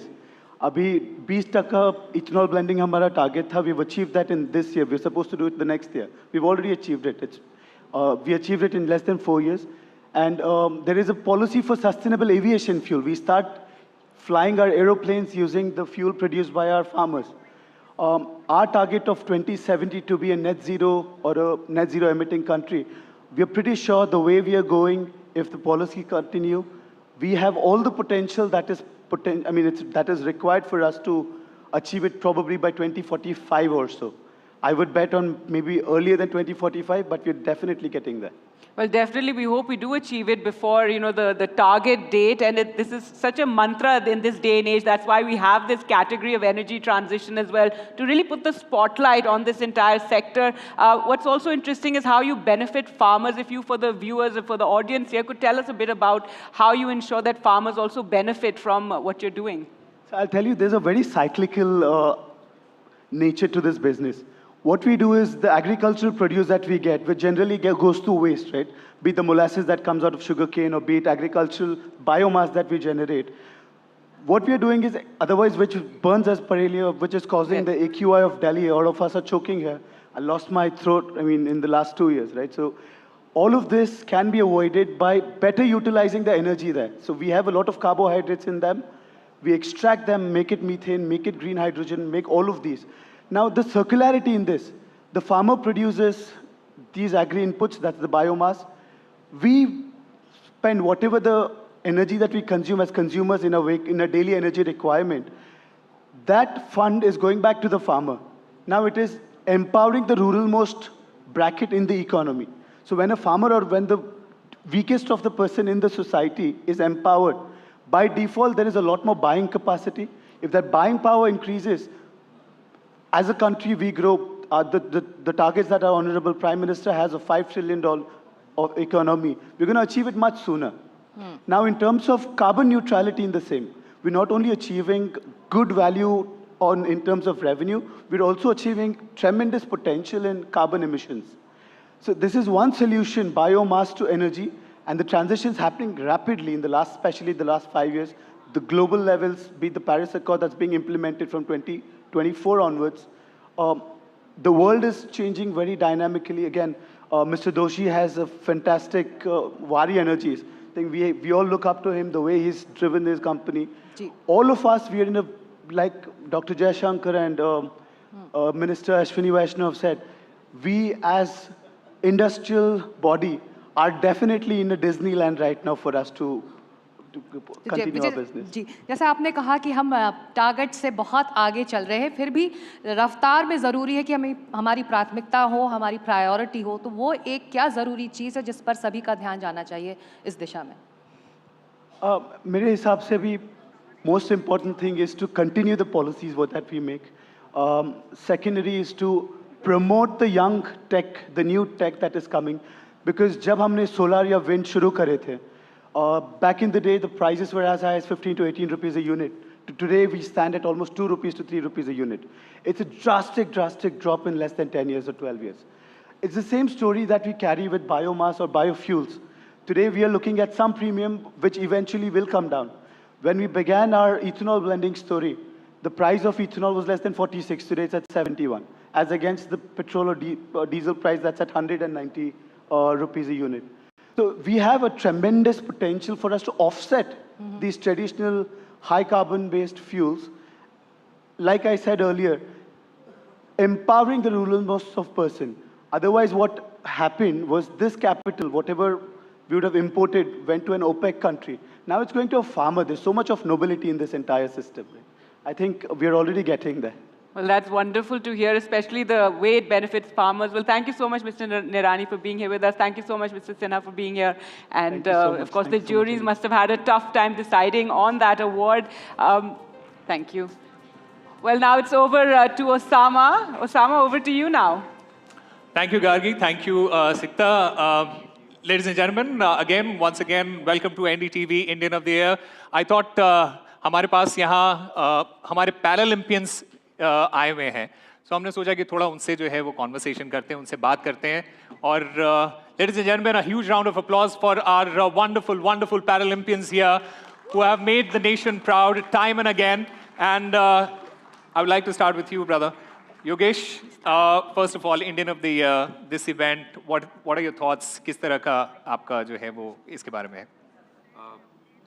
बहुत अच्छा लग रहा है इवेंट में आके और पैरालंपिक्स ग्रो कर रहा है इंडिया में, जो काफ़ी सालों से नहीं हो पा रहा था और धीरे धीरे करके यहाँ पर आके कुछ मोटिवेशन ही मिलती है और ऐसे अवार्ड फंक्शन हमें आगे के लिए और ज़्यादा मोटिवेट करते हैं और अपना नेक्स्ट एम करने के लिए, अचीव करने के लिए बहुत ज़्यादा मेहनत के लिए मोटिवेट करते हैं, तो बहुत अच्छा लग रहा है. योगेश, आप एनडीटीवी के साथ पहले से भी कई समय से जुड़े हुए हैं. Just give us a sense of किस तरह का ये एसोसिएशन रहा है आपके लिए पर्सनली, और सारे जो एथलीट्स हमारे साथ जुड़े हुए हैं, एनडीटीवी के साथ जुड़े हुए हैं, किस तरह का एक्सपीरियंस रहा है अभी तक? मेरा हमेशा से अच्छा एसोसिएशन रहा है एनडीटीवी के साथ, और मैं लास्ट 3 ईयर से एनडीटीवी के साथ हूँ. तो अलग अलग इवेंट्स होते हैं तो जाता हूँ, तो हर इवेंट्स का एक अलग मतलब होता है. तो एक युवा इवेंट था तो उसमें यूथ को देख के बहुत ज़्यादा अच्छा लगा. एक इधर आए तो इधर से सीख मिली है. तो ऐसे मतलब काफ़ी सारे अच्छे इवेंट्स होते हैं, और सबसे अच्छी बात एनडीटीवी की मुझे ये लगती है कि वो पैरालंपियंस को ग्रोथ दे रहे हैं.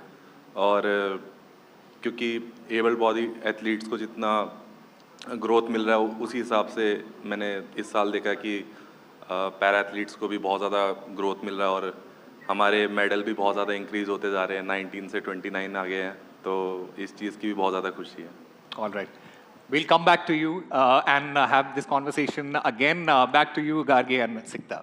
Thanks so much for that, Osama, and wonderful to hear from you. Before we get to the next category, we now call on stage Sachin Jain, Regional CEO, India World Gold Council.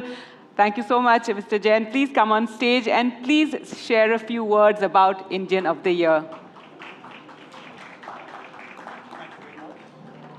Honor for us as World Gold Council to be part of this platform. I thank the NDTV organizers to give us the opportunity to be a part of this amazing, amazing day. You know, we at World Gold Council are experts of gold.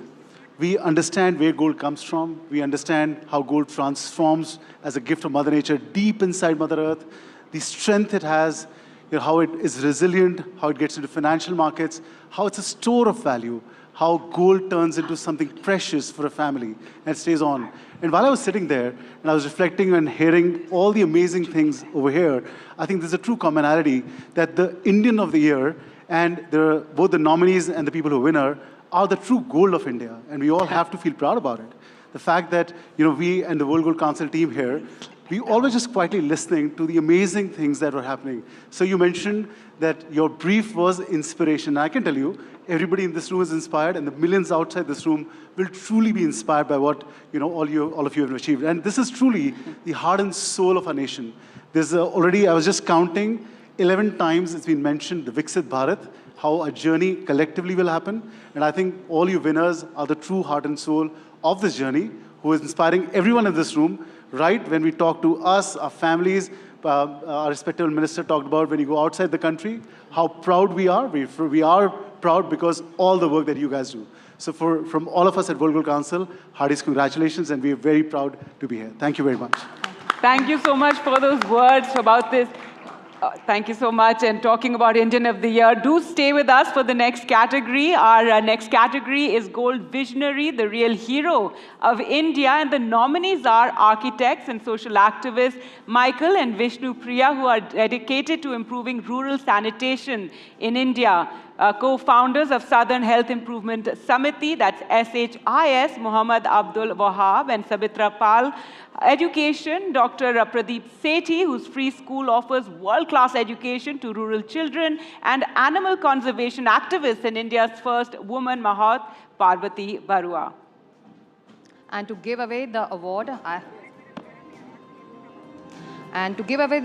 I would like to invite on stage Admiral Karambir Singh, former Chief of Naval Staff and jury member for NDTV Indian of the Year, and Justice Sikri, please.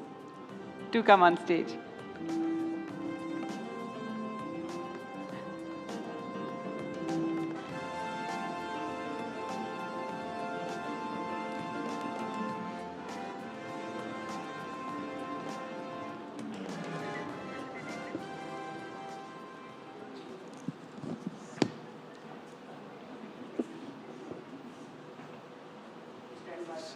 The gold visionary, the real hero of India, Muhammad Abdul Wahab and Savitri Pal.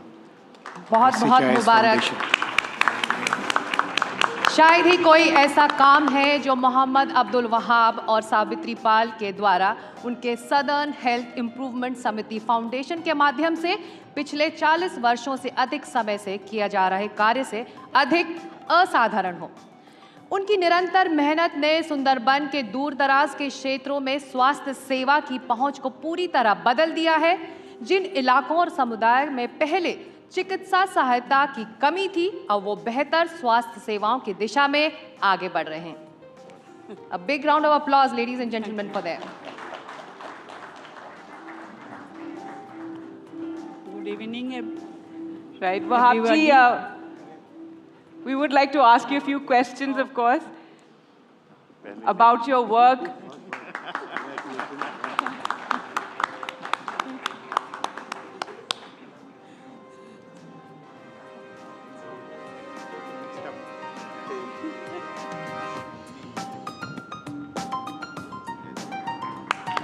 Another round of applause. And Wahab ji, 40 साल इतना लंबे समय होता है, just what kept you going for so long? First, we would like to thank NDTV for covering us and to bring out our stories and histories to the different parts of the world through NDTV. We have heard from our friends in abroad. They were talking, they were helping us also. More than 4 decades before we started, when actually people were dying by tuberculosis. I was a law graduate, and she's from well-to-do family and highly educated. We both committed to render our services to save the dying people. At that time, there was no good medicine to treat tuberculosis.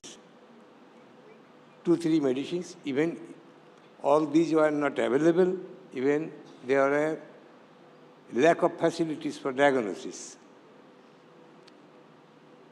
So we started collecting medicines from the doctors, and in our place, particularly in Sundarbans, where people do not have any way to go to the city for treatment. So people are living there, even today, very compromising with tiger, crocodile, and human being, along with mosquitoes, snakes, all this. So we committed ourselves to save the lives, how we can. So we were collecting resources from different sources. We were going to the people. Our idea is people will not come to us, but we shall have to reach to their doorsteps. Like that way, we have completed more than 100,000 TB patients cured. We have the lists. We committed to give every household latrines. That number more than 100,000. We have given to each TB patients. And nevertheless, now we are covering the whole Sundarban area. 2,500 square kilometer area, we have our 5 motorized boat. Each boat, it comprises with examinations, other diagnostic facilities, a group of medical team, doctors, nurses, all are moving every day except Sunday. You are most welcome to visit them, to help them. Wonderful. Yeah, because only we Indians are very rich, we believe. We have our own culture. We have our own philosophies. Whole world can learn from us, particularly love. And that we both have tried to share each other, to help each other. And we are happy today to say with the honor, and this message is going to my people in Bengal, in Sundarbans. You have honored them practically. We are so happy.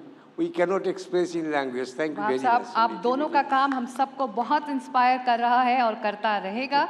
Savitri जी, देश के अंदरूनी इलाकों में, दूर दराज के इलाकों में अब भी मेडिकल और चिकित्सा सेवा का पहुंचना एक बड़ी चुनौती, बड़ा चैलेंज रहा है। इस वक्त आप क्या देख रही हैं? क्या धीरे धीरे रास्ता आसान हुआ? आप 40 साल से इस क्षेत्र में काम कर रही हैं। माइक उनको दो। बेंगली में? बिल्कुल बिल्कुल। সুন্দরবন এরিয়া, ভাস্ট এরিয়া, মানুষ এবং বাঘ, others animal are living there. This side people living, and that side tiger, crocodile, and everybody is living there. So people are very much eager to come our place, and so many things are doing there, but no hope and no opportunity is taking so much. And flood, this type of flood, and everything is there, but man cannot leave this area, but they are living there. This is the situation of that. Our place to the river place is 30-40 decimeter or any something is nearby, but people are well reading, writing, want to reading, writing, but who will take care of that? तो आप दोनों ने वो साबित किया है कि अगर जज्बा है तो कुछ भी मुमकिन है, करके दिखाया जा सकता है। और आप लोग 40 साल से लगे हुए हैं। सैल्यूट आप दोनों को। 1982 and now still now we are doing. And we are going and we are living. And Admiral Karamveer Singh, this must have been a difficult, category for you, the jury members, to really go through. So a few words about that, because we really want to inspire young people to follow in this path, altruism, activism, being out there and working in NGOs and helping people. Thank you so much. First of all, it was such an honor and privilege to be part of this star-studded jury that I got to be a part of. And just reading through the citations of the various people who are nominees was an eye-opener for me. In the armed forces, the citizens of India give you so much of respect and so much of adoration. But when one goes through the kind of efforts, selfless efforts, persistent efforts, and the scale of their effort, I think it's mind-boggling. And, we are 1.4 billion people, or 140 crore people, so आप करोड़ों में एक है, not लाखों में। Congratulations. Justice Sikri, आपसे एक सवाल। अदालत में आप अब तक फैसला सुनाते रहे, अब जूरी मेंबर आप बने, तो ये फैसला कितना आसान था? मैंने तो I have already said जी कि ये ज़्यादा मुश्किल है अदालत में, क्योंकि अदालत में हमने देखते हैं दो पक्ष आते हैं, दोनों अपनी बात करते हैं, वो कहता है वो गलत है, वो कहता है हमें एक सुनना है, कौन गलत है कौन ठीक है। और यहाँ सब बहुत अच्छे हैं। जो आपने नाम हमें दिए एक से एक बढ़कर थे, तो ये तो नहीं है कि कौन गलत है कौन ठीक है, इसमें सबसे अच्छा कौन है ये चुनना बहुत बहुत मुश्किल है। But as I said, collective decision of the our jury, we were able to do that, and in so far as this particular category is concerned, I think, and I can share it, that it should be the opinion of other jury members also, that no doubt they are in service of people and selfless service. This is one thing. But in these conditions, I mean, this resilience, this kind of patience which is required, and it cannot be unless there is a full commitment to the humanity. And I think what they know, and which is, as I see, as a judge or a student of Indian Constitution, that dignity of human beings is the most important. When we talk of we the people, it is the dignity of the people. And that is what we have been doing. And they have at least ensured that the dignity of the people is not only maintained, that the due which is to them should be given, and their lives should be made better. So that is the one reason, and all kudos to them for doing this for more than 42 years. बिल्कुल, बहुत-बहुत Thank you Mubarak so आप much. दोनों को एक बार फिर। Another round of applause for Habji and Savitri Pal. এই সুন্দর সন্ধ্যা আজকে এখানে আসতে পেরে খুব খুশি। আপনারা সবাই ভালো থাকুন। জানি না কতদিন আর কাজ করতে পারবো, অনেক দিন হয়ে গেছে। এবার আসি। Thank you and congratulations again. Thank you.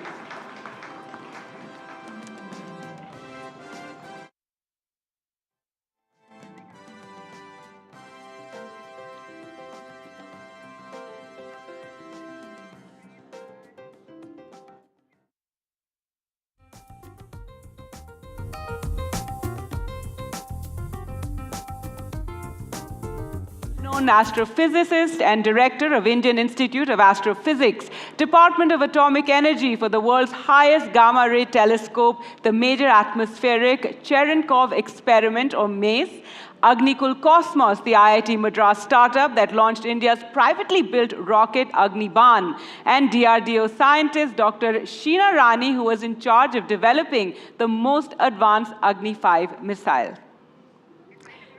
And to give the award away, I would like to invite on stage Asha Parekh ji to come and give this award. Thank you so much, ma'am.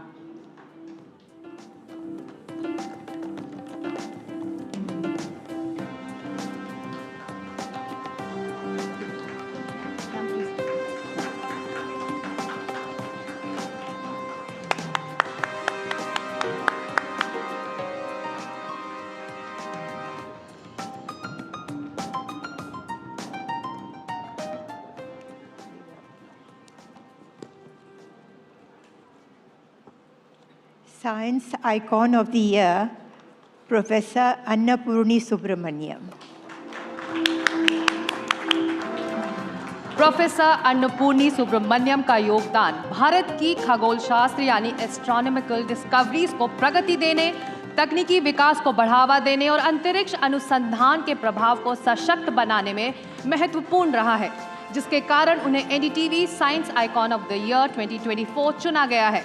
Professor Subramaniam का एक प्रमुख योगदान UVIT on AstroSat यानी कि ultra violet imaging telescope का विकास है, जो तारों के अध्ययन के लिए क्रांतिकारी अल्ट्रा वायलेट इमेजरी प्रदान करता है।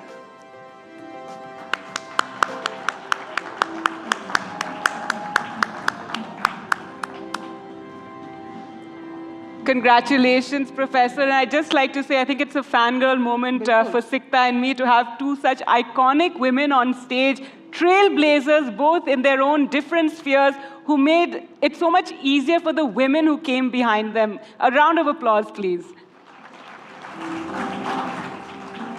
And Professor, I'd like to ask you first, I read an interview of yours in which you spoke about how very often you didn't find space for yourself, but you made that space. So if you can tell us, and women and girls who are watching, how it was to this achievement where you are right now, from a young girl looking up at the stars to a young woman looking up at the stars, and now being someone that other women in science can look up to.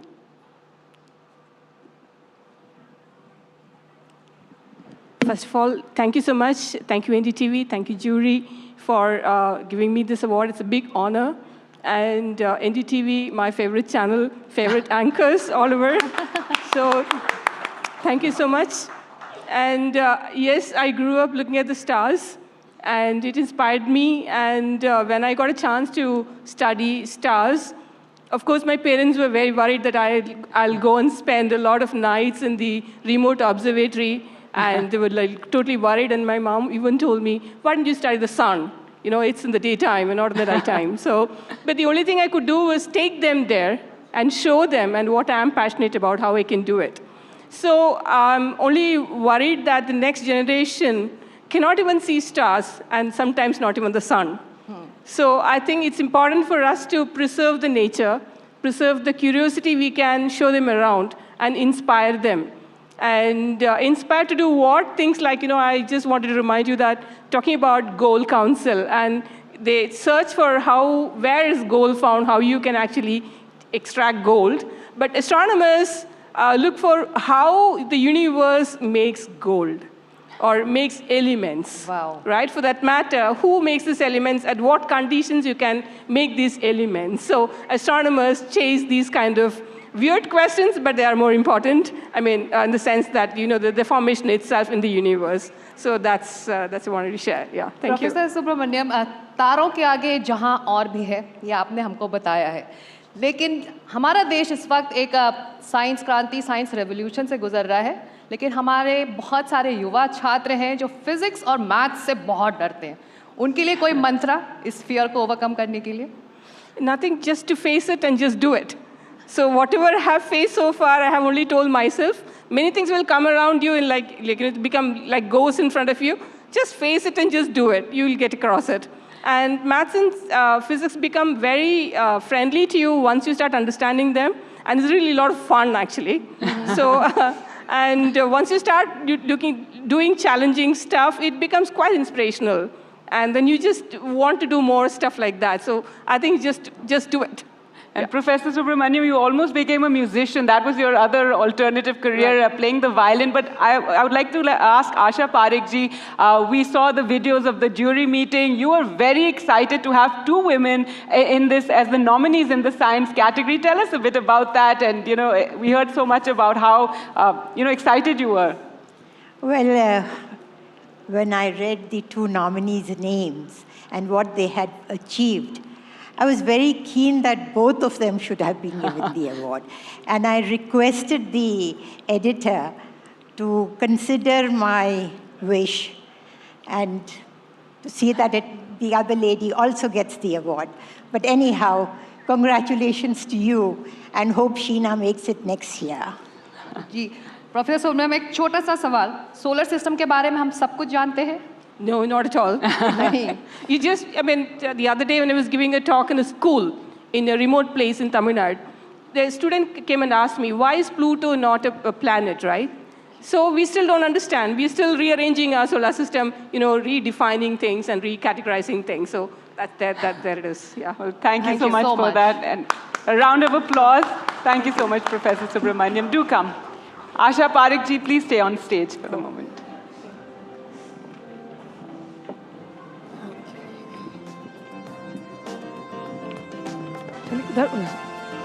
Can I just have the mic? Yeah. We'll have the mic as well. Mic दे दीजिए. बहुत बहुत स्वागत है आपका एक फिर से. बहुत शुक्रिया आशा जी कि आप यहाँ स्टेज पे हैं. और हम सब लोग, मारिया, मैं और हम यहाँ स्टेज में तमाम लोग, मुझे यकीन है कि बहुत सारे फ़ैन आशा पारेख जी के यहाँ पे होंगे और सबका कोई ना कोई अपना फेवरेट गाना भी होगा. और मेरे हिसाब से अगर पर्सनली पूछे तो 60s को अगर कोई सिंबलाइज करता है, उसकी एनर्जी को, तो वो आशा पारेख जी हैं. मेरे बहुत welcome ma'am, and thank you for being with us here on stage. मैं बोलूँ तो आपने जब अपनी डेब्यू की 1959 में दिल दे के देखो से, एक म्यूज़िकल फिल्म थी वो. और उस वक्त में जिस तरह के आपके तो तमाम गाने ही इतने ज़्यादा हिट रहे, मेरे भी अपनी फेवरेट गानों की लिस्ट है. पर शम्मी कपूर के एज अ को स्टार आपने अक्सर कहा है कि there was something different about him, the energy, the way he choreographed his songs and everything. So I just want to ask you, आपके क्या ख़ास था शम्मी कपूर के साथ काम करने में? Just because he was my first hero, I learnt a lot from him. And basically all the Kapoors, I think they have a lot of sense of music. So I being a dancer and he having so much of music in his body, I would say, that it was very easy to do songs with him because he used to do everything on his own. You know, we never had a dance director. But we used to discuss amongst ourselves what he was going to do and what I was going to do. So it was very easy. Asha ji, कितना आप उनको follow करती थी? कितने songs में आपने उनके पूरे एक्ट को कॉपी किया? कॉपी तो नहीं किया, लेकिन हाँ, एक पिक्चर में मैंने एक गाने में उनको पूरी तरह से कॉपी किया था. And he was very angry with me. And what followed that? And कौन सा गाना था वो? वो आए दिन बाहर की में था, मुझे भी गाना बिल्कुल याद नहीं है, लेकिन I tried to copy him right through. And because this platform is celebrating women, अभी yes. You know, women in science हम लोगों ने celebrate किया, और आपका कहना था कि जो औरतें हैं उनकी जो sheer passion होता है वो बहुत different होता है in comparison to others. तो आप जो leading ladies को signify करती हैं 1960s और 1970s की, और उस ज़माने में it was a male bastion. The Indian film industry was a male dominated industry.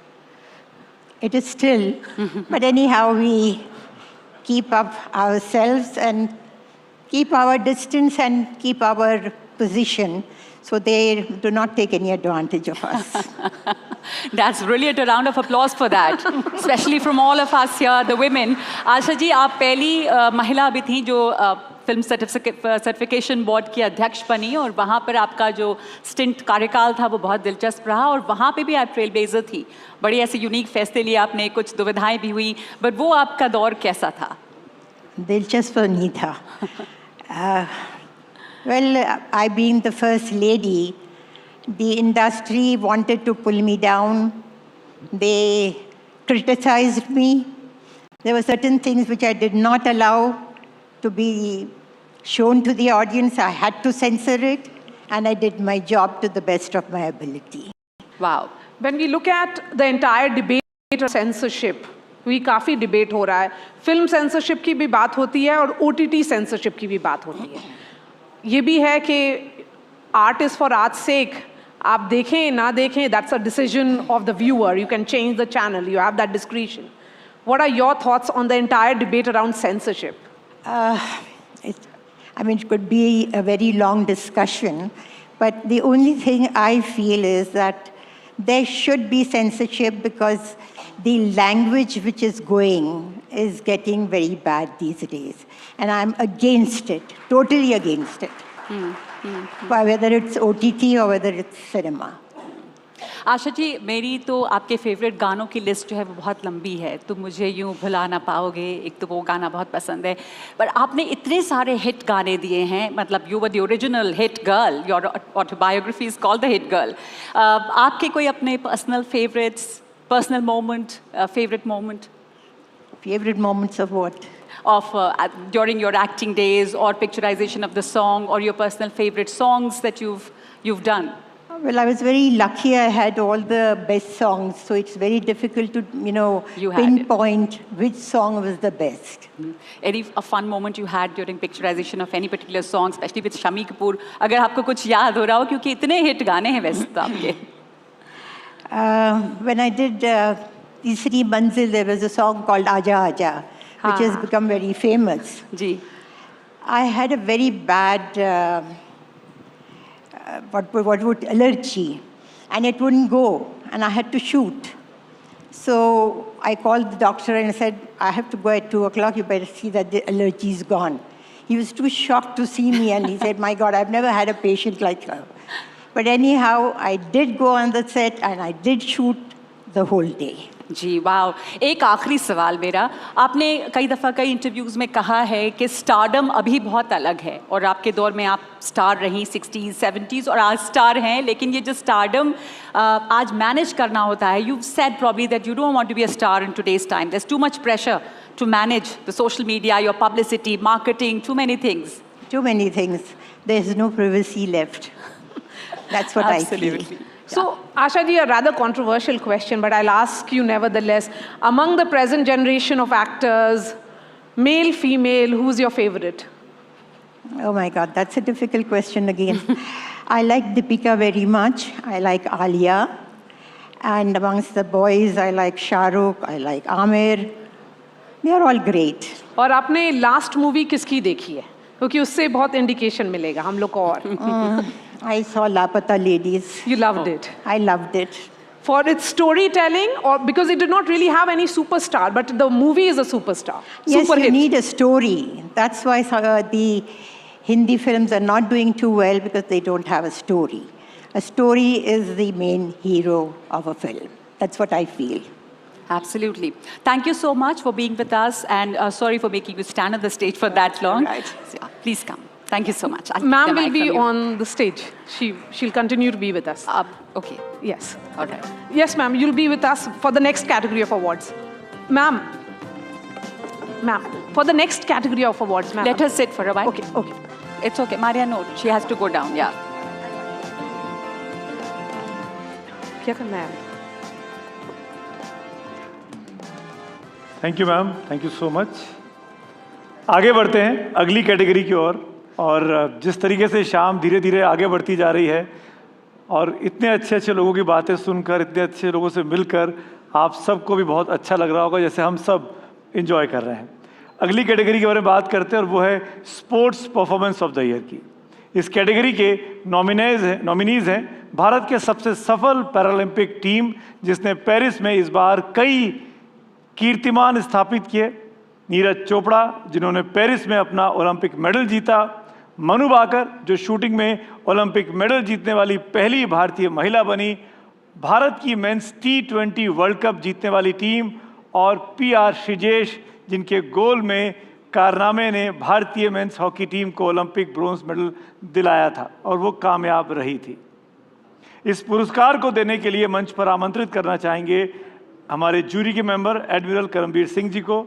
सब प्लीज़ स्टेज पे आइए, और हमारे editor in chief Sanjay Puglia ji को। सब प्लीज़ मंच पे आइए।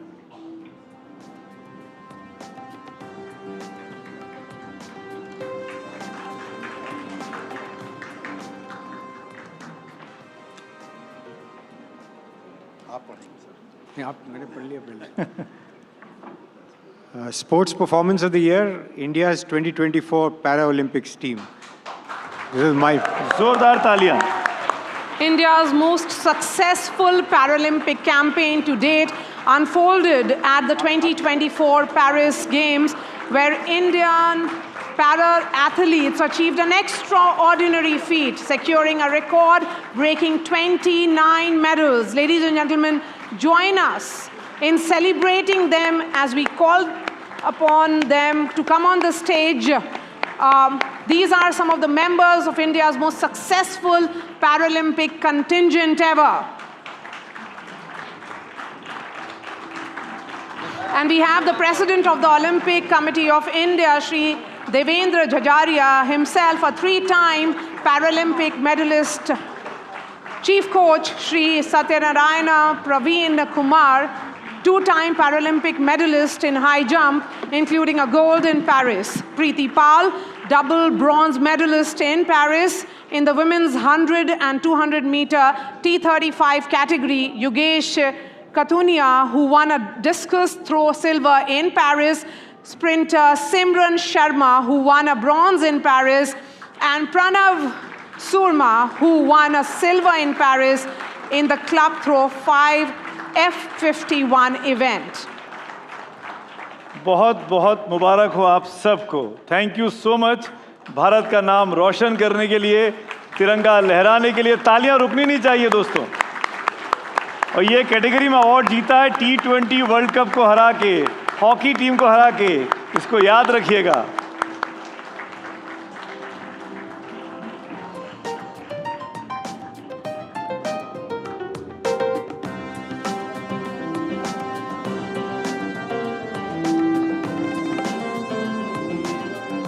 तमाम ये असली हीरो जिसको बोला जाता है ना, जो असली इंस्पिरेशन है, असली प्रेरणा है, ये वो खिलाड़ी हैं, ये वो चेहरे हैं। इनके लिए जितनी बातें बोली जाएं उतना कम है। आप सब पे पूरे देश को फख्र है, नाज है, और मैं जानता हूं कि आने वाले वक्त में ये मेडल्स झाझरिया साहब बढ़ते जाएंगे और बढ़ते ही जाएंगे। अब ये सिलसिला रुकना नहीं चाहिए।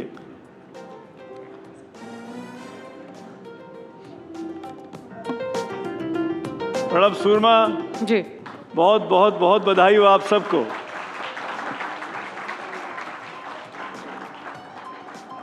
हमारे साथ ये देवेंद्र झाझरिया जी हैं, एक पहले photo. Yes, 3 time Paralympic medallist हैं और पैरालंपिक्स एसोसिएशन के अब तो चीफ भी हो चुके हैं और अब तो चुनाव लड़ने का स्वाद भी चख चुके हैं। बहुत सारी क्वालिटीज हैं झाझरिया साहब के पास। मारिया माइक दे दीजिए।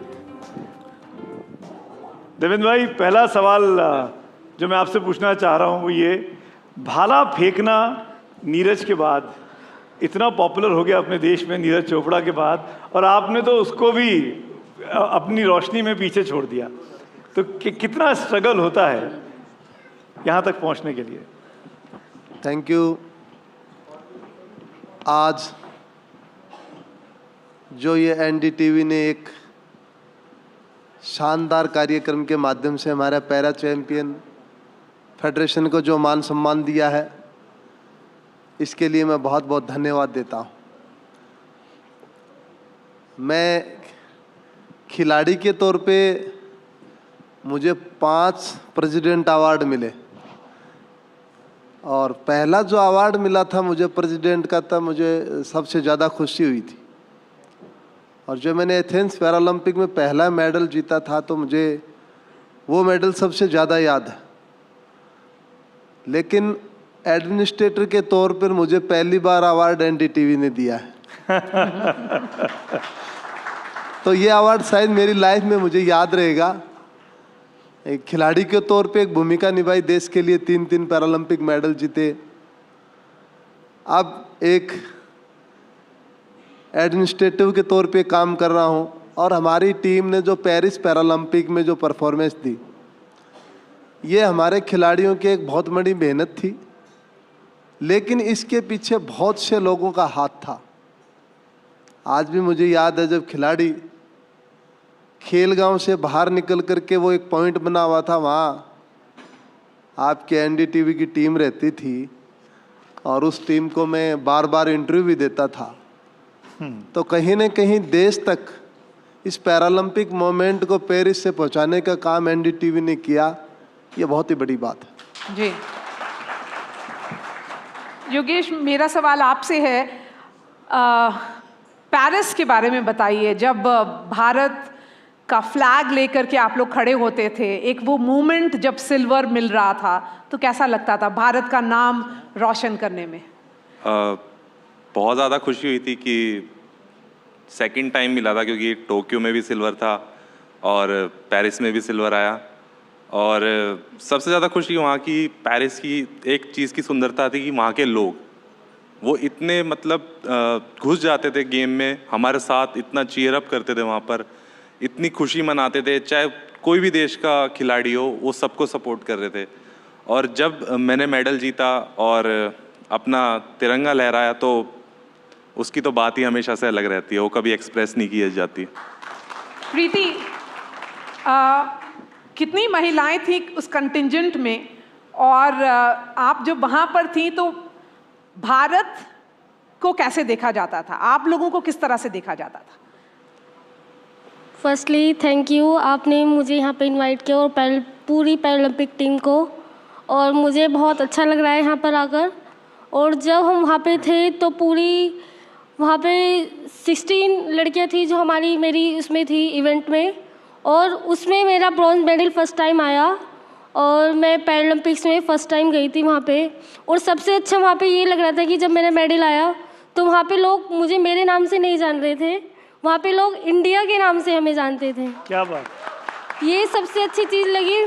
मैं जैसे देख रही, मैंने झंडा ले रखा है अपनी पीछे और मैं वहाँ पे देख रही सब लोग इंडिया इंडिया इंडिया इंडिया चिल्ला रहे, वो सबसे बिग मोमेंट था मेरे लिए। India India India. Yes. Satyanarayan ji, अगला सवाल मेरा आपसे है और एक कोच होने के नाते पैरालंपिक्स का कितनी डिफिकल्टीज आपको आती हैं? कैसे मोटिवेट करते हैं लोगों को कि उस लेवल पे जाके खेलना है और तिरंगा लहरा के आना है? मैं सबको धन्यवाद कहना चाहता है। से अभी इंडिया 20 साल के पहले क्या था वो अभी इंडिया नहीं है। से मैं 84 से इंडिया रिप्रेजेंट कर रहा है as a athlete, as a coach, as a manager. अभी इंडिया का नाम बहुत अच्छा रिकग्निशन है। इवन पहले हम सोच के जाता था हम पार्टिसिपेट करना है। नाउ अभी हमारा खिलाड़ी लोग का सोच आप लोग सब मिल के वो लोग का सोच चेंज कर दिया। मेडल आप लोग भी जीत सकता है। अभी इंडिया में बहुत सपोर्ट है। ओनली एनडीटीवी इस टाइम पेरिस में आके हमारा खिलाड़ी लोग को पूरा सपोर्ट किया। एनडीटीवी का पूरा टीम उधर था। और क्या होना चाहिए जिससे जो एथलीट्स हैं उनको सपोर्ट मिले? यस, ये एक्चुअली सपोर्ट कभी आप लोग हीरो को रिस्पेक्ट करता है तभी हीरो प्रोड्यूस होता है। आप लोग हीरो को प्रोड्यूस कर रहा है। मैं लास्ट 15 ईयर से मैं ऑब्जर्वेशन में है। इवन एनडीटीवी इस टाइम खुद आके कभी नहीं आया था। सिर्फ मैं वो लाइफ में मेरा 7th ओलंपिक्स था। कभी हमारा इंडियन चैनल उधर नहीं होता था। हमारा लोग को इस टाइम विलेज में भी बहुत लोग देखा। एज ए कोच मैं कब पैरा ओलंपिक में आया था, देवेंद्र 2004 में गया, मेडल जीता था। 2008 में मेडल नहीं है। अभी through CSR, government of India, even village में हमारा बच्चा लोग सभी लोग पैरा ओलंपिक बोले तो क्या बोल के सबको समझ में आ गया। And again I thanks all the Indian citizen who all are paid for taxpayer, especially आपका taxpayer का वजह से ही हमारा इंडिया में इतना अच्छा सपोर्ट मिल रहा है। Now my athlete no need to go for any other country. India में आजकल सब कुछ है, everything is available. मैं ईस्ट जर्मनी में ट्रेनिंग किया when on the 1986, बट अभी ऐसा नहीं है। आप लोग भी आपका साथ कोई भी है खिलाड़ी लोग को आपका आजू बाजू में स्कूल में आप सपोर्ट करो। इंडिया अभी एबल बॉडी में क्या परफॉर्मेंस किया है as a able body athlete, still हम लोग अच्छा कर सकता है। हमारा पॉपुलेशन का हिसाब से, हमारा क्लाइमेट का हिसाब से, आप लोग का सपोर्ट के हिसाब से हम लोग मेडल क्या जीत रहा है वो बहुत कमी है। आप लोग हमारा को सपोर्ट करो, हम लोग जीतेगा। Thank you. मेरे साथ प्रणब सूरमा भी है। मैं चाहूँगा माइक प्रणब के पास आए। प्रणब, आपसे बड़ा सिंपल सा सवाल, क्या मोटिवेट कर रहा था आपको जब आप पेरिस में थे? क्या मोटिवेट कर रहा था कि क्या करके जाना है, क्या सोच के गए थे? So this was my debut in the Paralympics, and as any athlete who participates in such big events, I was too nervous. But I had this goal that I had to do my best here because this chance that I am getting today will again be given after 4 years. So I have to make the best out of it. You know, I had an accident in 2011 which gave me spinal cord injury, and I wanted to quit even before things had actually begun for me. But over the years, I have learned that there is no shortcut to success. You need to put in the hard work. You need to make these sacrifices. And more importantly, it is very important to accept your limitations and recognize your strengths so that you can use your strengths to overcome those limitations. And I believe some souls have to cover a difficult part to achieve their goals. And but if your plan doesn't work, then change the plan, not the goal. And I consider myself very fortunate and blessed to join the league of those legends who have to purposely choose a different path to achieve their goals. And I'm really happy that I made it today here and won the medal for my country. Looking for much more bigger laurels. Thank you so much. Thank you so much for that really motivating thought. And you continue to inspire, you know, athletes all over the world. A word also on how there is this genuine sense that India has started generating a lot of curiosity. The India story is being watched out for. And now we have Honorable Minister Piyush Goyal also among us. Welcome to NDTV Indian of the Year, Piyush ji. जोरदार तालियों के साथ पीयूष जी का स्वागत. Thank you Piyush ji. एक सवाल और पूछना चाह रहा हूँ मैं पीयूष जी की मौजूदगी में हमारे तमाम हीरोज़ के साथ. असली हीरो हैं सर, और नॉमिनीज़ में क्रिकेट टीम भी थी, हॉकी टीम भी थी. उन सबको मात देकर हमारी जूरी ने पैरालंपियंस को जीता. इस बार का ट्रॉफी दिया गया है. अब प्रवीण हमारे साथ हैं. प्रवीण माइक ले लीजिए. प्रवीण, ये बहुत अच्छा मौका है. मंत्री जी सामने बैठे हुए हैं. सरकार बहुत मदद कर रही है खिलाड़ियों की पिछले कुछ सालों से. कहीं कोई चूक हो रही हो, कहीं और कुछ चाहिए हो तो अपनी बात कहिए. अपने खिलाड़ियों की मन की बात कह दीजिए आज.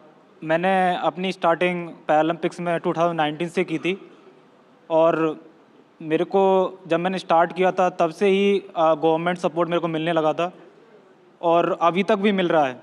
और मैं थैंक यू बोलता हूँ अपनी गवर्नमेंट को, मेरे को हमेशा सपोर्ट करने के लिए. मेरे को इंजरी भी थी बट सपोर्ट किया, उसके लिए एक बड़ा थैंक अपनी गवर्नमेंट को, स्पोर्ट्स अथॉरिटी ऑफ इंडिया को. And thank you NDTV. जब हम अपने पेरिस में जब मेडल जीत रहे थे, उस सेलिब्रेशन को NDTV ने अपने भारतवासियों तक पहुंचाया है. Thank you. Thank you. इस बात पर संजय सर मैं आपसे पूछूंगी. सब लोगों ने कहा कि NDTV पर जो कवरेज था वो बहुत अहम था, क्योंकि पैरालंपिक्स यूजुअली कवर नहीं होता था. हम लोगों ने इस बार क्यों एम्फेसाइज किया उस कवरेज पे? तो क्वेश्चन क्या है आपका? तो ये एम्फेसिस क्यों था हम लोग के पैरालंपिक को भी अच्छे से कवर करें जैसे ओलंपिक्स करते हैं? एक तो देखो मारिया कि ये NDTV की लिगेसी है, और दूसरा हम लोगों के लिए जो जर्नलिज्म बोलो, कंटेंट बोलो, जो कुछ भी है वो दिल और जज्बे का खेल है. ये कमोडिटाइज्ड क्रैप वाला जो जर्नलिज्म है, हम उससे हट करके कुछ ऐसा काम करते हैं जो ज़्यादा बड़े इंसानी काम, जो इंडिवर्स हैं, जो एफर्ट्स हैं, जो सेक्रीफाइसेस हैं और जो अकम्पलिशमेंट्स हैं, उनको हम कैसे कैप्चर करें. इसीलिए NDTV इन कामों को बड़े सहज ढंग से करता है. वो कोई स्पेशल आयोजन नहीं है, बस कर लेता है. Thank you so much. आप सबको बहुत बहुत मुबारक हो. थैंक यू एडमिरल साहब. Thank you Sanjay ji. Thank you everyone. Thank you so much for your time. Yes.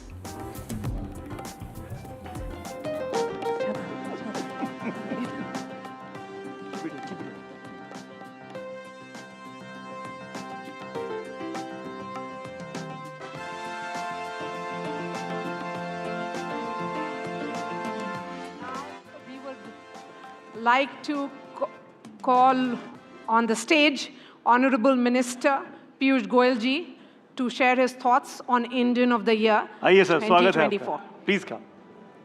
Piyush sir. पानी भेज देना. Thank you very much for giving me this opportunity to be a part of this wonderful initiative. And I'm indeed delighted I reached at the right time, because it's such an honor to see our Paralympians who make this nation proud. Thank you, Sanjay ji, for honoring them, and thank you for awarding them and recognizing their talent, recognizing their contribution. It really means a lot to all of us. I think not only in this room, but every Indian feels proud about the wonderful achievement our Olympians have demonstrated, particularly when we see this great emphasis coming on as a nation to develop not only the physical infrastructure of the country, but focusing on social infrastructure, focusing on holistic development of every individual. It's indeed a very important day for all of us when we are assembled here today. It is the Mahaparinirvan Divas of Bharat Ratna Dr. Babasaheb Ambedkar. He gave us the Indian Constitution. He's somebody we all look up to with reverence, the beacon of social justice in the country. And I'd like to say that we are all as a nation obliged and grateful for the stupendous contribution that Baba Saheb Ambedkar gave to all of us. And in fact, it's also another important day. The 9th Guru, Guru Tegh Bahadur Ji, sacrificed his life today for the nation. And I think all of us in this country recognize the valor with which he brought an entire nation to live for the country, to work for the country. And that's why when we look at the Indian of the Year award, 140 crore Indians in their own way are contributing to the nation's progress, our prosperity, our future. And every one of them may not be possible to reward each one of them as the Indian of the Year awardee, but every citizen contributing to the nation's better future, impacting the destiny of India, is an Indian of the Year. The Jawans at the border, our farmers who brought us food security, our artisans who take Indian culture, Indian tradition, Indian knowledge across the world, our teachers, our wealth creators, our business persons, our government servants, our media, each one of the young person who's starting up on his own with an innovative idea, the startups of India. And I can go on and on. Every one of the 140 crore Indians contributing to making India a developed nation, a prosperous nation through the Amrit Kal into 2047, when we celebrate 100 years of independence. And the world is seeing the growth story. The world is seeing the India story unfold. I think it's truly a moment in history that we are all privileged to be a part of and privileged to be contributing to. Friends, I was just informed that you chose the Paralympians over the Junior Asia Cup, the hockey team, which won us accolades. I think they certainly deserve the highest accolade, and what they have done, the way they have held the country's head high, is truly remarkable. But I would also like to recognize the hockey team as much for their contributions. And I think it's this sports culture that is getting developed very rapidly across the country that's going to also take India to greater laurels across the world. In fact, just this morning, I was informed that a very large sports complex has come up in Ahmedabad at a very huge investment, where nearly 16 or 17 sports faculties will be available, and where we'll be developing our future Olympians from that facility, preparing young India to take on the best in the world. In fact, we in North Mumbai, which I now represent as a Member of Parliament, have also handed over a piece of land, a 37-acre piece of land, to the Sports Authority of India. And in the next 3 or 4 years, we hope to develop that with public-private partnership. And I invite Gautam also to join that initiative. Mumbai doesn't have a sports facility of a world-class nature. And over the years, somehow governments came and went. They were never sincere about sports. It's only in the last few years with Khelo India, Fit India, the conscience of young India has awakened to a new spirit, both competitive, yet also willing to make a mark in the world. And I think this recognition towards sports will take the country to greater heights, both in the international arena and also help our children in their development years. So I'm really grateful that NDTV has taken this up as a mission, recognizing, supporting, informing people about the achievements of our sports person. and this will continue to inspire millions more in the years to come. I'd like to congratulate all the awardees. It's very inspirational to receive an award.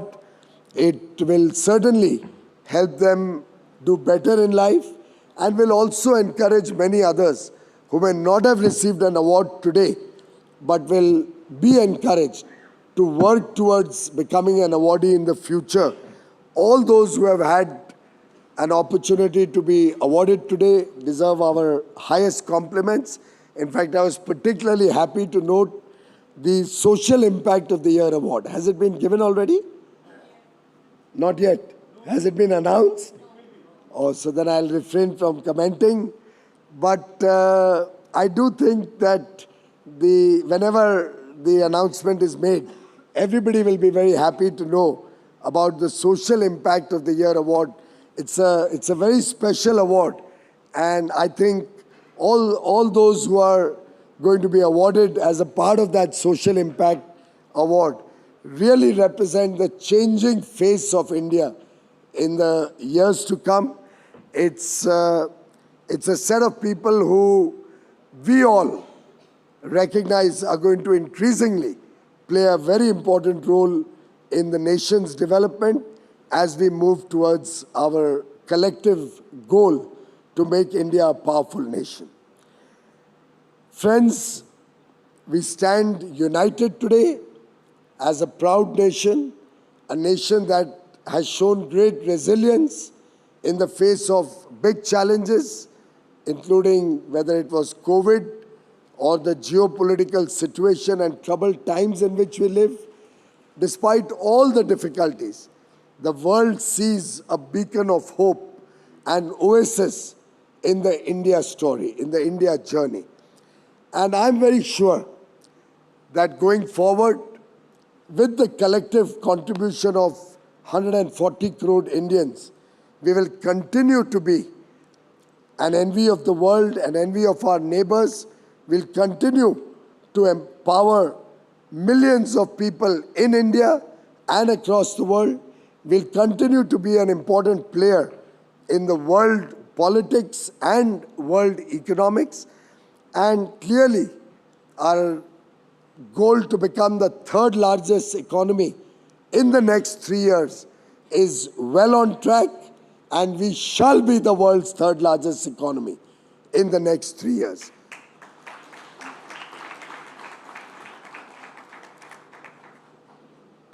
If I may leave behind a few thoughts for all of us to work upon.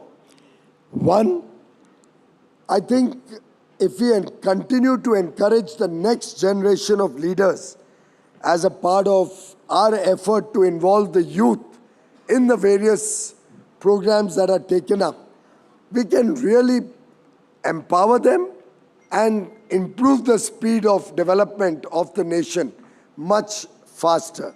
The Honorable Prime Minister is also going to be leading a Viksit Bharat Young Leaders Dialogue, 11th and 12th of January.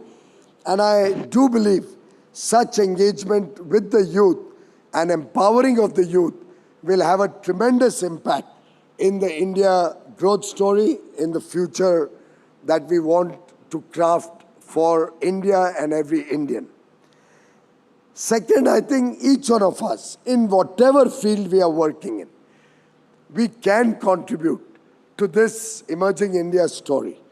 And whatever role we play, big or small, every action, directly or indirectly, will impact the nation's future. And our mindset as a nation needs to be towards much more collaboration, cooperation, working together, competition also. Competition is good for the country. It helps us grow faster and better. But I think it's important that the mindset of the nation remains positive. Unfortunately, there's every effort to derail the positivity and the growth story of India that we experience on more than one occasion.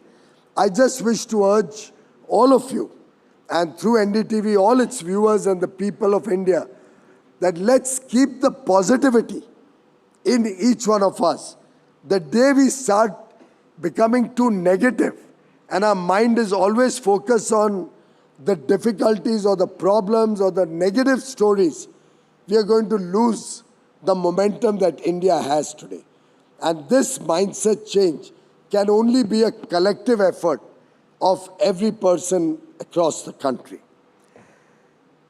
This will also lead to my third point of promoting the unity and integrity and inclusivity that we are all proud of.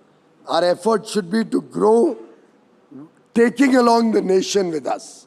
We'll all have to work together for a better future for our brothers and sisters.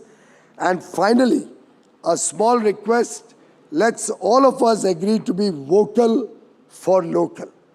Atmanirbhar Bharat, a nation which is proud of what it can offer, a nation which supports each other, a nation where we prefer the work of our own people over the products that are imported into the country, particularly where equally good, high-quality Indian goods and services are available, is a nation which will progress faster. I can take example of countries like Korea or Japan. The nationalist spirit that they demonstrate, the way businesses and people support each other, is something that we can learn from, we can emulate. And I would urge NDTV, and Sanjay ji, you may give it a thought. It's important that we all work towards the collective ambition to support each other and support Indian entrepreneurs, support Indian artisans, our Vishwakarmas, our MSMEs, our domestic manufacturers, our women who make us proud with their achievements. Let's support each other and take the country to greater heights. As the Prime Minister said, and I quote, 140 crore people of India have joined the resolution of Viksit Bharat, and they themselves today are driving it. I hope each one of you will join in this resolution and become a part of the Viksit Bharat story. Thank you very much. Congratulations for a very successful program. Minister, and do stay back with us on stage. And you asked about the Social Impact of the Year award. I'm happy to announce that it's up next. बिल्कुल, क्योंकि अगला award भी बेहद ख़ास है. हमारी अगली category है social impact of the year और हमारे नॉमिनीज़ हैं द भीष्म क्यूब्स और the Bharat health initiative for सहयोग हिता एंड समैत्री. ये कॉम्पैक्ट मोबाइल हॉस्पिटल्स हैं जिसे भारत सरकार ने रैपिड मेडिकल सपोर्ट के लिए बनाया है, जो आपदा और कॉन्फ्लिक्ट जोन्स में कारगर तरीके से काम करते हैं. दूसरा नॉमिनेशन है ड्रोन दीदी योजना. ये भारत सरकार की पहल है जो ग्रामीण इलाकों में महिलाओं को सशक्त करती है, एम्पावर करती है. ये योजना महिला ड्रोन पायलट्स को कृषि के क्षेत्र से सीधे जोड़ती है. और हमारी तीसरी नॉमिनी है कर्नाटक की सामाजिक कार्यकर्ता doctor K S. Rajanna, who overcame polio related disabilities to empower others with disabilities through advocacy and entrepreneurship. I'd now like to invite on stage Priyanka Mitra, EVP and Head, HR Distribution, Diversity and Inclusion, Max Life Insurance. Do come up on stage with us to give out this award. And the Social Impact of the Year award goes to Namo Drone Didi Yojana.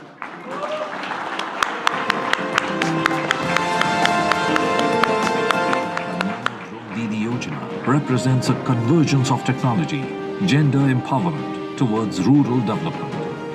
By harnessing the potential of drones and empowering women to take charge, the Namo Drone Didi Yojana has become a beacon of hope and opportunity for countless families across India's farmlands. These women, affectionately known as Drone Didis, are not just learning new skills. They are driving real change in their communities and beyond. They are catalysts for economic opportunity and social transformation, paving the way for a brighter future for their families, their villages, and ultimately for the nation. To honor the remarkable and far-reaching impact of the Namo Drone Didi Yojana, and to recognize the drone Didis as the true drivers of change. NDTV is proud to present the Indian of the Year Award for social impact to this revolutionary initiative and the incredible women behind it.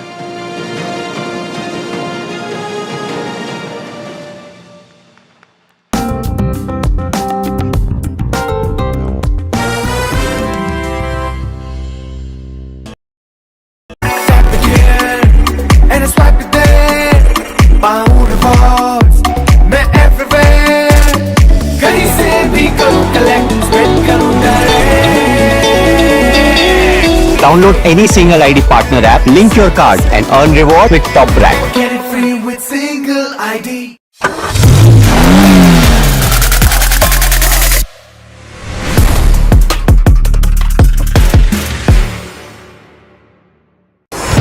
NDTV proudly upholds its legacy of trust and credibility.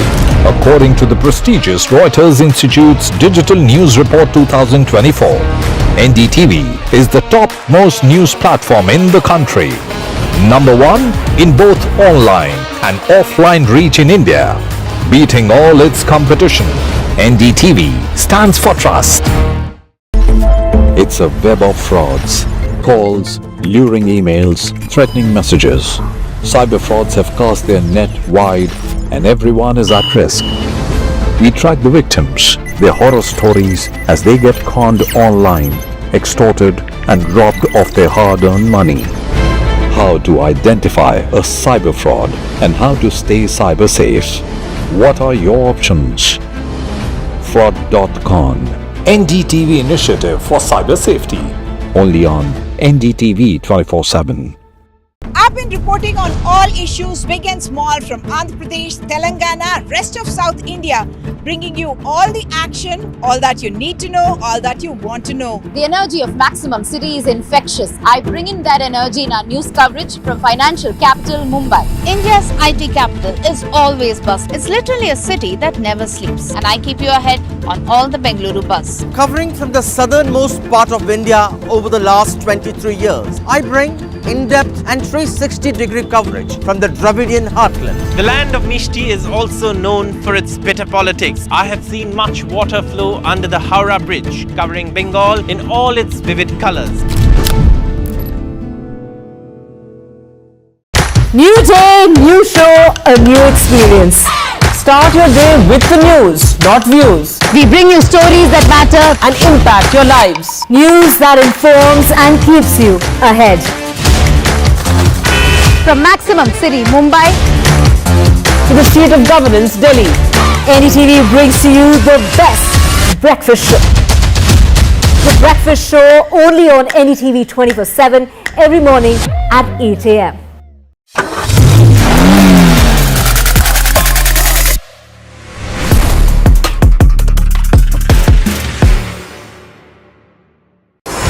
NDTV proudly upholds its legacy of trust and credibility. According to the prestigious Reuters Institute's Digital News Report 2024, NDTV is the top-most news platform in the country. Number 1 in both online and offline reach in India. Beating all its competition, NDTV stands for trust. It's a web of frauds, calls, luring emails, threatening messages. Cyber frauds have cast their net wide and everyone is at risk. We track the victims, their horror stories as they get conned online, extorted and robbed of their hard-earned money. How to identify a cyber fraud and how to stay cyber safe. What are your options? Fraud.con, NDTV initiative for cyber safety. Only on NDTV 24/7. I've been reporting on all issues big and small from Andhra Pradesh, Telangana, rest of South India, bringing you all the action, all that you need to know, all that you want to know. The energy of Maximum City is infectious. I bring in that energy in our news coverage from financial capital Mumbai. India's IT capital is always buzz. It's literally a city that never sleeps. And I keep you ahead on all the Bengaluru buzz. Covering from the southernmost part of India over the last 23 years, I bring in-depth and 360-degree coverage from the Dravidian heartland. The land of Mishti is also known for its bitter politics. I have seen much water flow under the Howrah Bridge, covering Bengal in all its vivid colors. New day, new show, a new experience. Start your day with the news, not views. We bring you stories that matter and impact your lives. News that informs and keeps you.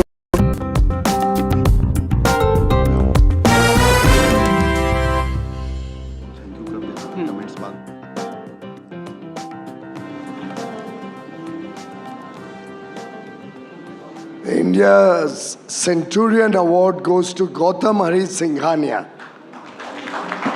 20 वर्षों से नेतृत्व करते हुए chairman और managing director Shri Gautam Hari Singhania ने Raymond group को सफलता की नई ऊंचाइयों तक पहुंचाया है। रेमंड अब अपने 100वें वर्ष में प्रवेश कर रहा है।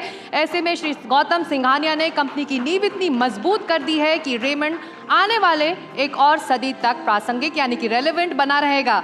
रेमंड को एक अंतर्राष्ट्रीय व्यापार समूह में बदलने के उद्देश्य से श्री सिंघानिया ने एक नए युग की दिशा में कदम बढ़ाया है। Big congratulations to mister Singhania for this award.